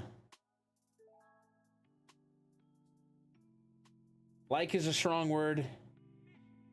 In the context, is he clickable in this slate? Yes. Do I want to? No. But clickable. Also, Cam, I was talking about the roof being open in Miami. It was open yesterday. Double check it if it's open today. Not running. Not wouldn't be running to not pitch the pitcher based on that, but it does help offensively. We got 2 more games left to chop up. I can go sweep the out projections. They actually released a lot of outs on the board, so might give us a better idea on some of these early pitching projections that we're working with. Ladies and gentlemen, Patrick Corbin is throwing baseballs today. Happy Patrick Corbin Day for those who celebrate.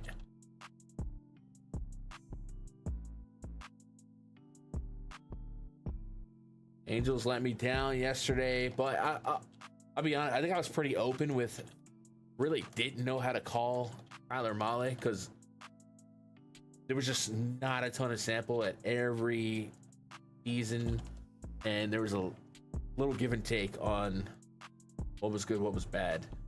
Why am I not getting any Mike Trout stuff right there? What about?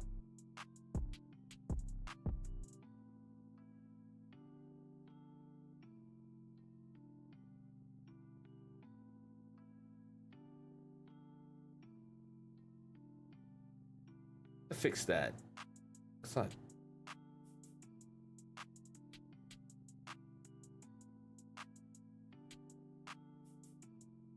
Oh, because it's lefty. Hey, Trout doesn't have enough lefty sample yet. Weird. Okay. Guess he missed a lot last year.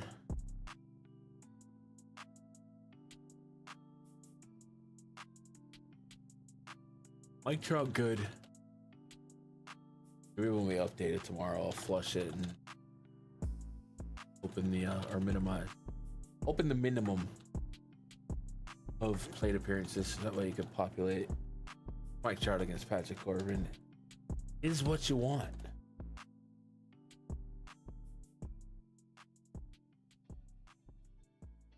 Angels with a 4.9 run total. Rangers with a 4.8. Think they might have had the roof open. Oh boy. Oh, there's a Twitter account. I saw it yesterday. I guess they wouldn't have this information yet, but if you're on Twitter, Rangers beat the Angels 4-0 Globe Life record. They're 6-1 with the roof closed, 1-0 with roof open. So they've only had the roof open twice. So keep an eye on tomorrow. They pop the lid open for Patrick Corbin throwing baseballs. It'll only be a plus, net positive for the Angels offense. Patrick Corbin, 0% K rate in 4 innings of work this season. Maybe that comes up, but overall really bad. It's actually kind of surprising that Patrick Corbin has a job, all things considered. But right off the rip, we're going Angels, and we're gonna go some Rangers here. Soriano looks to be better, without a doubt, than Corbin. But man, Rangers are getting a pretty beefy run total here, so maybe Vegas is one expecting the roof to be open, and 2 maybe expecting some lesser talented arms in the bullpen to be available here. So both offenses, I think Soriano's in play for me, but not a heavy dosage. The DraftKings like 88, dude, he's 10K on Fanduel. Like, how is he?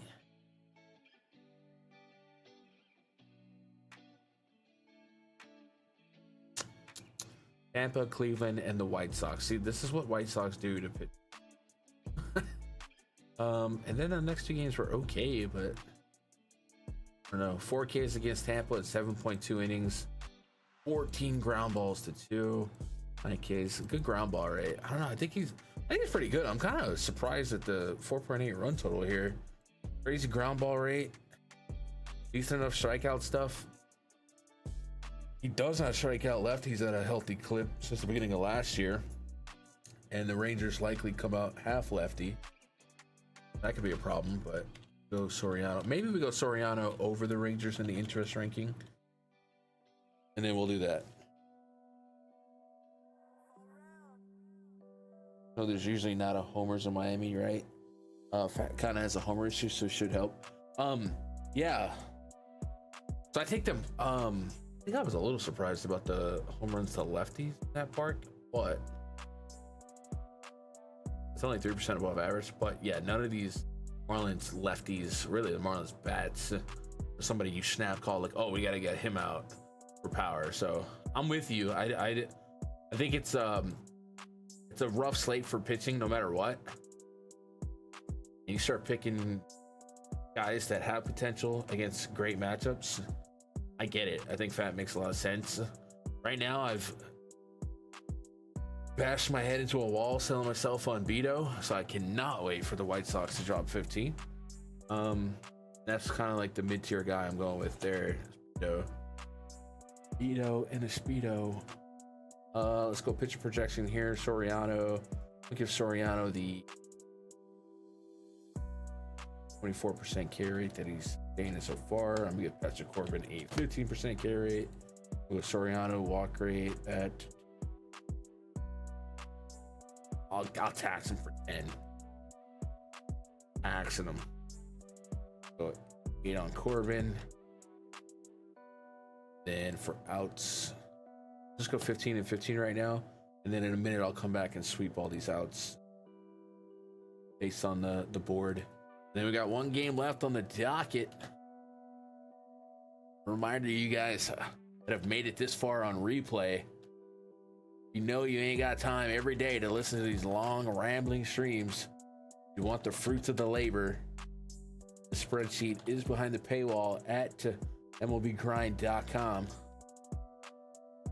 Also open up the Discord. And if you got questions for me, I'm much easier to access in a timely manner in that Discord.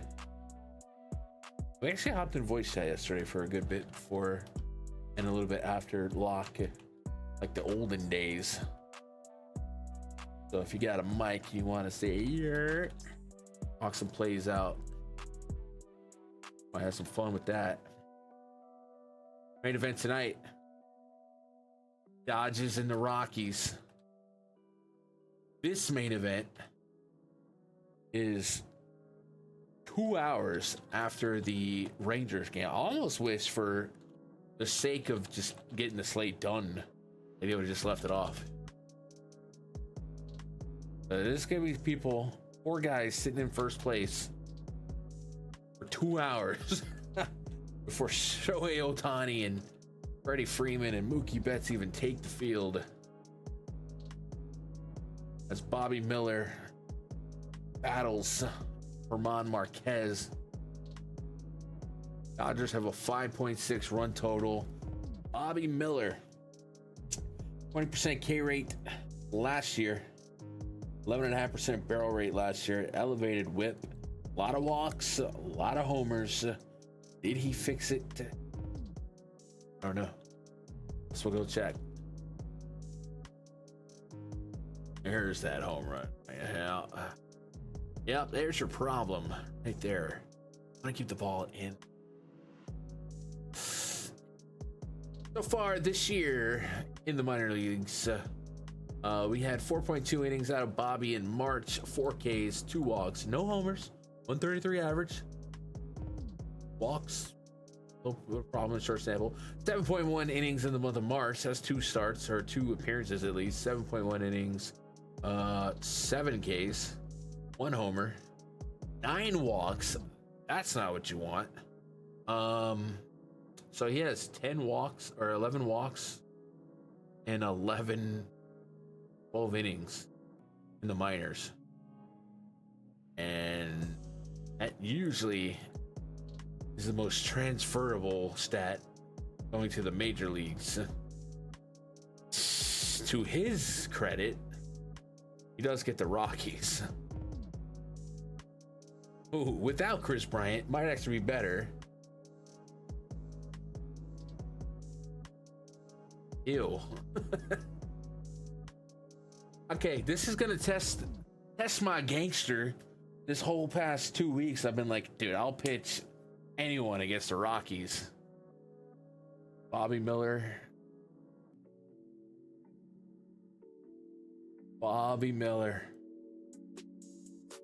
The exception. Last night, Landon Knack only got 2 Ks, 4.1 innings. 5 pitches, though. That's kind of what we expected. And then they went deep into the pen. 1.2 innings for Dreyer. 1 inning for Kirby Yates. And I believe that's 2 days in a row. Yates with a hat trick. Strikeouts there. Beja, Luis Garcia.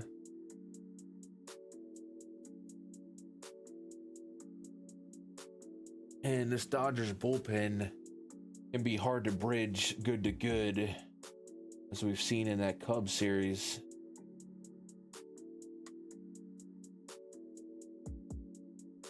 There's a fun stretch where he gave up a homer in 9 straight starts. Yeah, I know. This unstoppable force and movable object of suck. What up, Diego? Hope you've been all right. I feel like Bobby Miller might be a little too cheap to not take a stab at against this Rockies team with a low implied run total. But there is a range of outcomes here that one, maybe Bobby Miller is like burns up his pitch count real fast with this elevated walk rate, and he just goes 4 innings, 5 innings, maybe. He went 5 innings.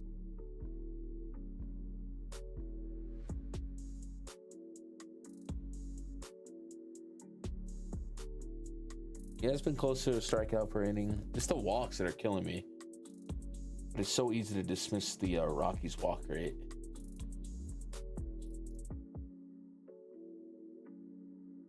Yeah, and Bobby has really struggled to keep lefties in the park. Ryan McMahon. Talia has been high ISO, high strikeout, low everything else. I don't know, man. I'm Mickey, dude. Yeah, this is take this off the slate, DraftKings. What are you doing? What a waste. All right, we'll go Dodgers. Your obvious top of the interest ranking. Herman Marquez, 15% K rate so far this season. Yeah, he's one of those gotta isolate his road splits, but we have seen him pitch poorly on the road as well this season. So I'm not gonna overthink it. It's the Dodgers. So far on the road, 10.2 innings, a 4.2 ERA.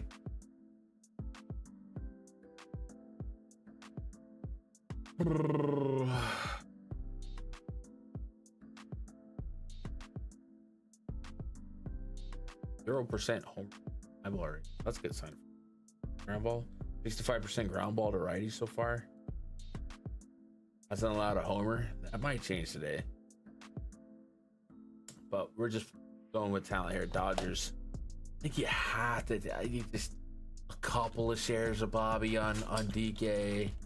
I don't know. We'll see what the ownership projections say there. And then a 3.2 run total for the Rockies. They're just so bad. They're so bad. I mean, this is the craziest WRC plus column I think I've ever seen. It's so atrocious. So I would say bad pitching beats bad hitting. I mean, bad hitting beats bad pitching. This is the litmus test. And I don't know that Bobby Miller is like as bad as these metrics last year, at least in what we've seen so far. Is there like an article that can like at least spin Bobby Miller to make me feel better right now? Because I don't feel great. Bobby Miller Dodgers. See if I'm missing something. Dodgers Nation got here. Dodgers are calling up right-handed pitcher Bobby Miller to start Wednesday's game against the Rockies. Manager Dave Roberts announced Tuesday. Miller's been expected to start Wednesday's game since Roberts announced that the team would be bringing up a pitcher for this contest. Miller will now officially get back to make his 2025 debut just a couple weeks into the season. He was a candidate to earn a spot in Dodgers opening day rotation. However, he took a line drive off his head in the first game of Cactus League play, and that setback essentially took him out of the running for the job. He opened up the season in AAA, where he made 2 starts, 3 appearances, sporting a 2.25 ERA across 12 innings.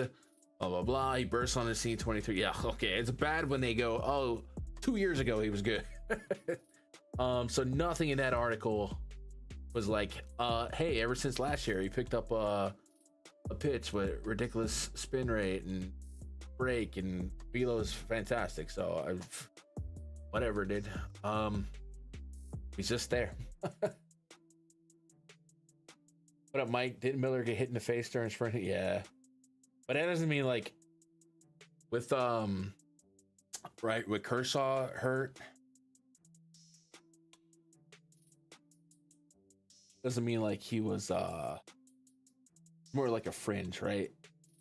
And no Blake Snell, no Kershaw. It was more like we need a body versus he's a real legit chance at being. You know what I mean? Otherwise, obviously Roki, Glasnow, Yamamoto, Snell, Kershaw, he was never gonna compete with those guys. But in the meantime, they got Landon Knack, Bobby Millard, still some hope.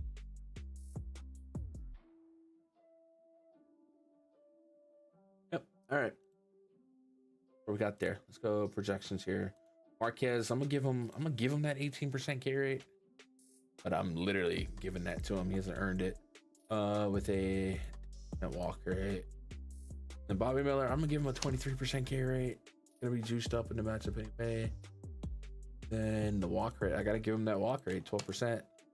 And we'll go 15 and 15. And then while we're here, we can bust open the stack rating charts and the pitcher project. Birds. Take out the early slate pitch. Right, so I gotta add that drop down. So let's just kind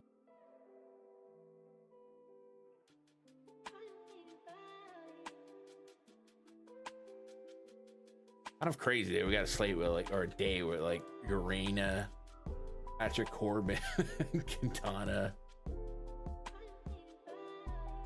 some pitchers die hard.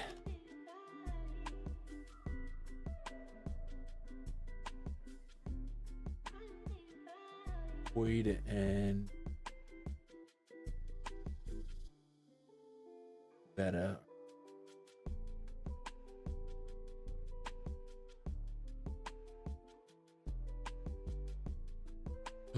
We'll sort that in a second. I need to go back and double check.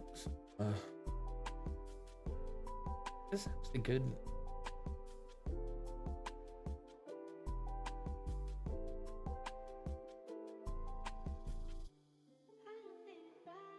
Game.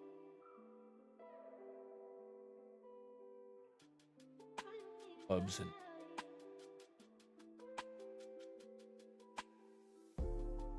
that should. So Dodgers top of the stack rating, Yankees, Angels, Astros, Red Sox, Mets. A lot of fives in the stack rating, and that's we haven't charted any weather boost or anything like that. All right, while we're here, let's go. We'll reference some pitching outs projected, and then we can get out of here. If anybody is lurking and has some questions, look, Bobby Miller controversy. I guess he was party animal. Got him stashed in season long. Didn't know he was starting. Hey, dude, you're stashing Bobby Miller. What is that, a 30-man league? I'm just kidding. I remember Bobby Miller coming out blazing though. I felt like, or maybe I just got smoked by him at MLB The Show. 18 for Bassett. Yep, so we'll give him a quality start with that. 10.5 for Strider. Give him another 1.5 on his projection. Honda's at 17.5. That's 17. Blanco's at 16.5.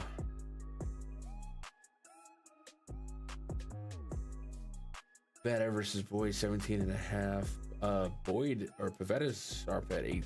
So we'll go there. We'll give Pivetta a piece of a quality start, just 2 out of 4. But that's actually doesn't matter because unless you're playing the all day.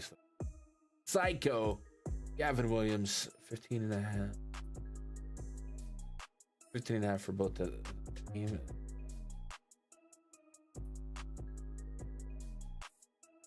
Oh, Williams.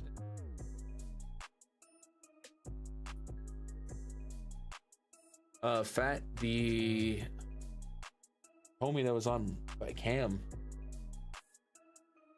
heavy favorite to go over 17.5, so that'll give you a shot at 6 innings. I only put him at, so that's good for him. Myers at 15.5. I'll Maxim one. We have a Nick Martinez, Bryce Miller. Oh, Martinez is 17.5. I'll keep it there. Bryce Miller 16.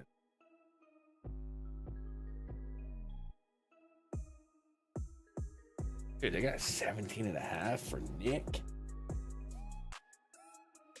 Nasty Nick. Mitchell Parker. Juice on the over 17.5. Might stretch him to 18. 15 for Falter. So we'll go 17.5 for Mitchell. An extra 2.5 implied. Falter, I had him at 15. Keep him there. Nola versus Ray. Nola's a little juice on the over 17.5, so we might get 18. Plus money to go under too. That's actually not always not always the case. So money's really liking Nola there then. So we'll give him 18. I had him at 17.5 anyway, but I'll give him 2 for that QS bucket. Robbie Ray, 16.5.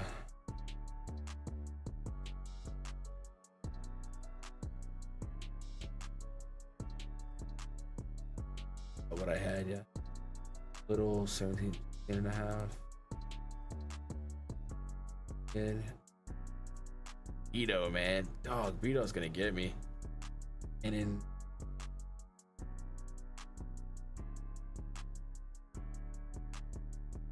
give him 16. We'll just leave it at that. I don't know if they gave us anything for the others. All right, so we'll have to sweep that tomorrow with the actual projections. We'll have to sweep live data. But that is our first look at this slate. Looks like Nola is gonna raid out. Hey, Brandon Fett, numbers are on him here. Damn, my gut doesn't love it, but the numbers do. And then Bubic, Martinez. This is an ugly slate for pitching, real fast, real quick.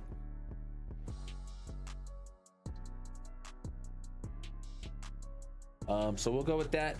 I guess we'll pop open the bomb detector, peek at what it's liking for the entire day. Ellie De La Cruz, Schwarber, little lefty on lefty. Brown is up there. Yocker, Riedel, Jamer. Got some reds here. They're popping. Our new whip just hopped in. Yep. One name's at the top. Give me that kind of day, I guess. Then we can bust open the projections. Pull out pitchers. Fanduel as well. It's a pretty productive stream, I think. We got a lot of the book cracked open, and here we go. Projections are up, so premium subscribers. Projections are up for that. We'll have to update this usage chart in a minute. It's even up. It might not be updatable yet. And then tomorrow I'll get the live data shuffled, and we are good to go to get us cranked up for some Wednesday baseball. So sure do appreciate everyone hanging out, vibing with us. You guys don't mind, hit that thumbs up on your way in or out. And we should be back tonight. I don't want to commit to an early stream, but with the Dodgers being the only late game, not that I'm waiting around. What I really end up waiting around for these night streams is the data, like the run totals, the projected starters, stuff like that. That's not as easy to pull up at like 8 p.m. as it is 11 p.m. You know? So that's what kind of makes these streams a little later than I want them. Otherwise, we'll be back tonight some point. I appreciate you guys. Hope you guys have a great rest of your day. Profitable one at that. I'll catch you guys on the flip side. Good luck. God bless. Go win some money.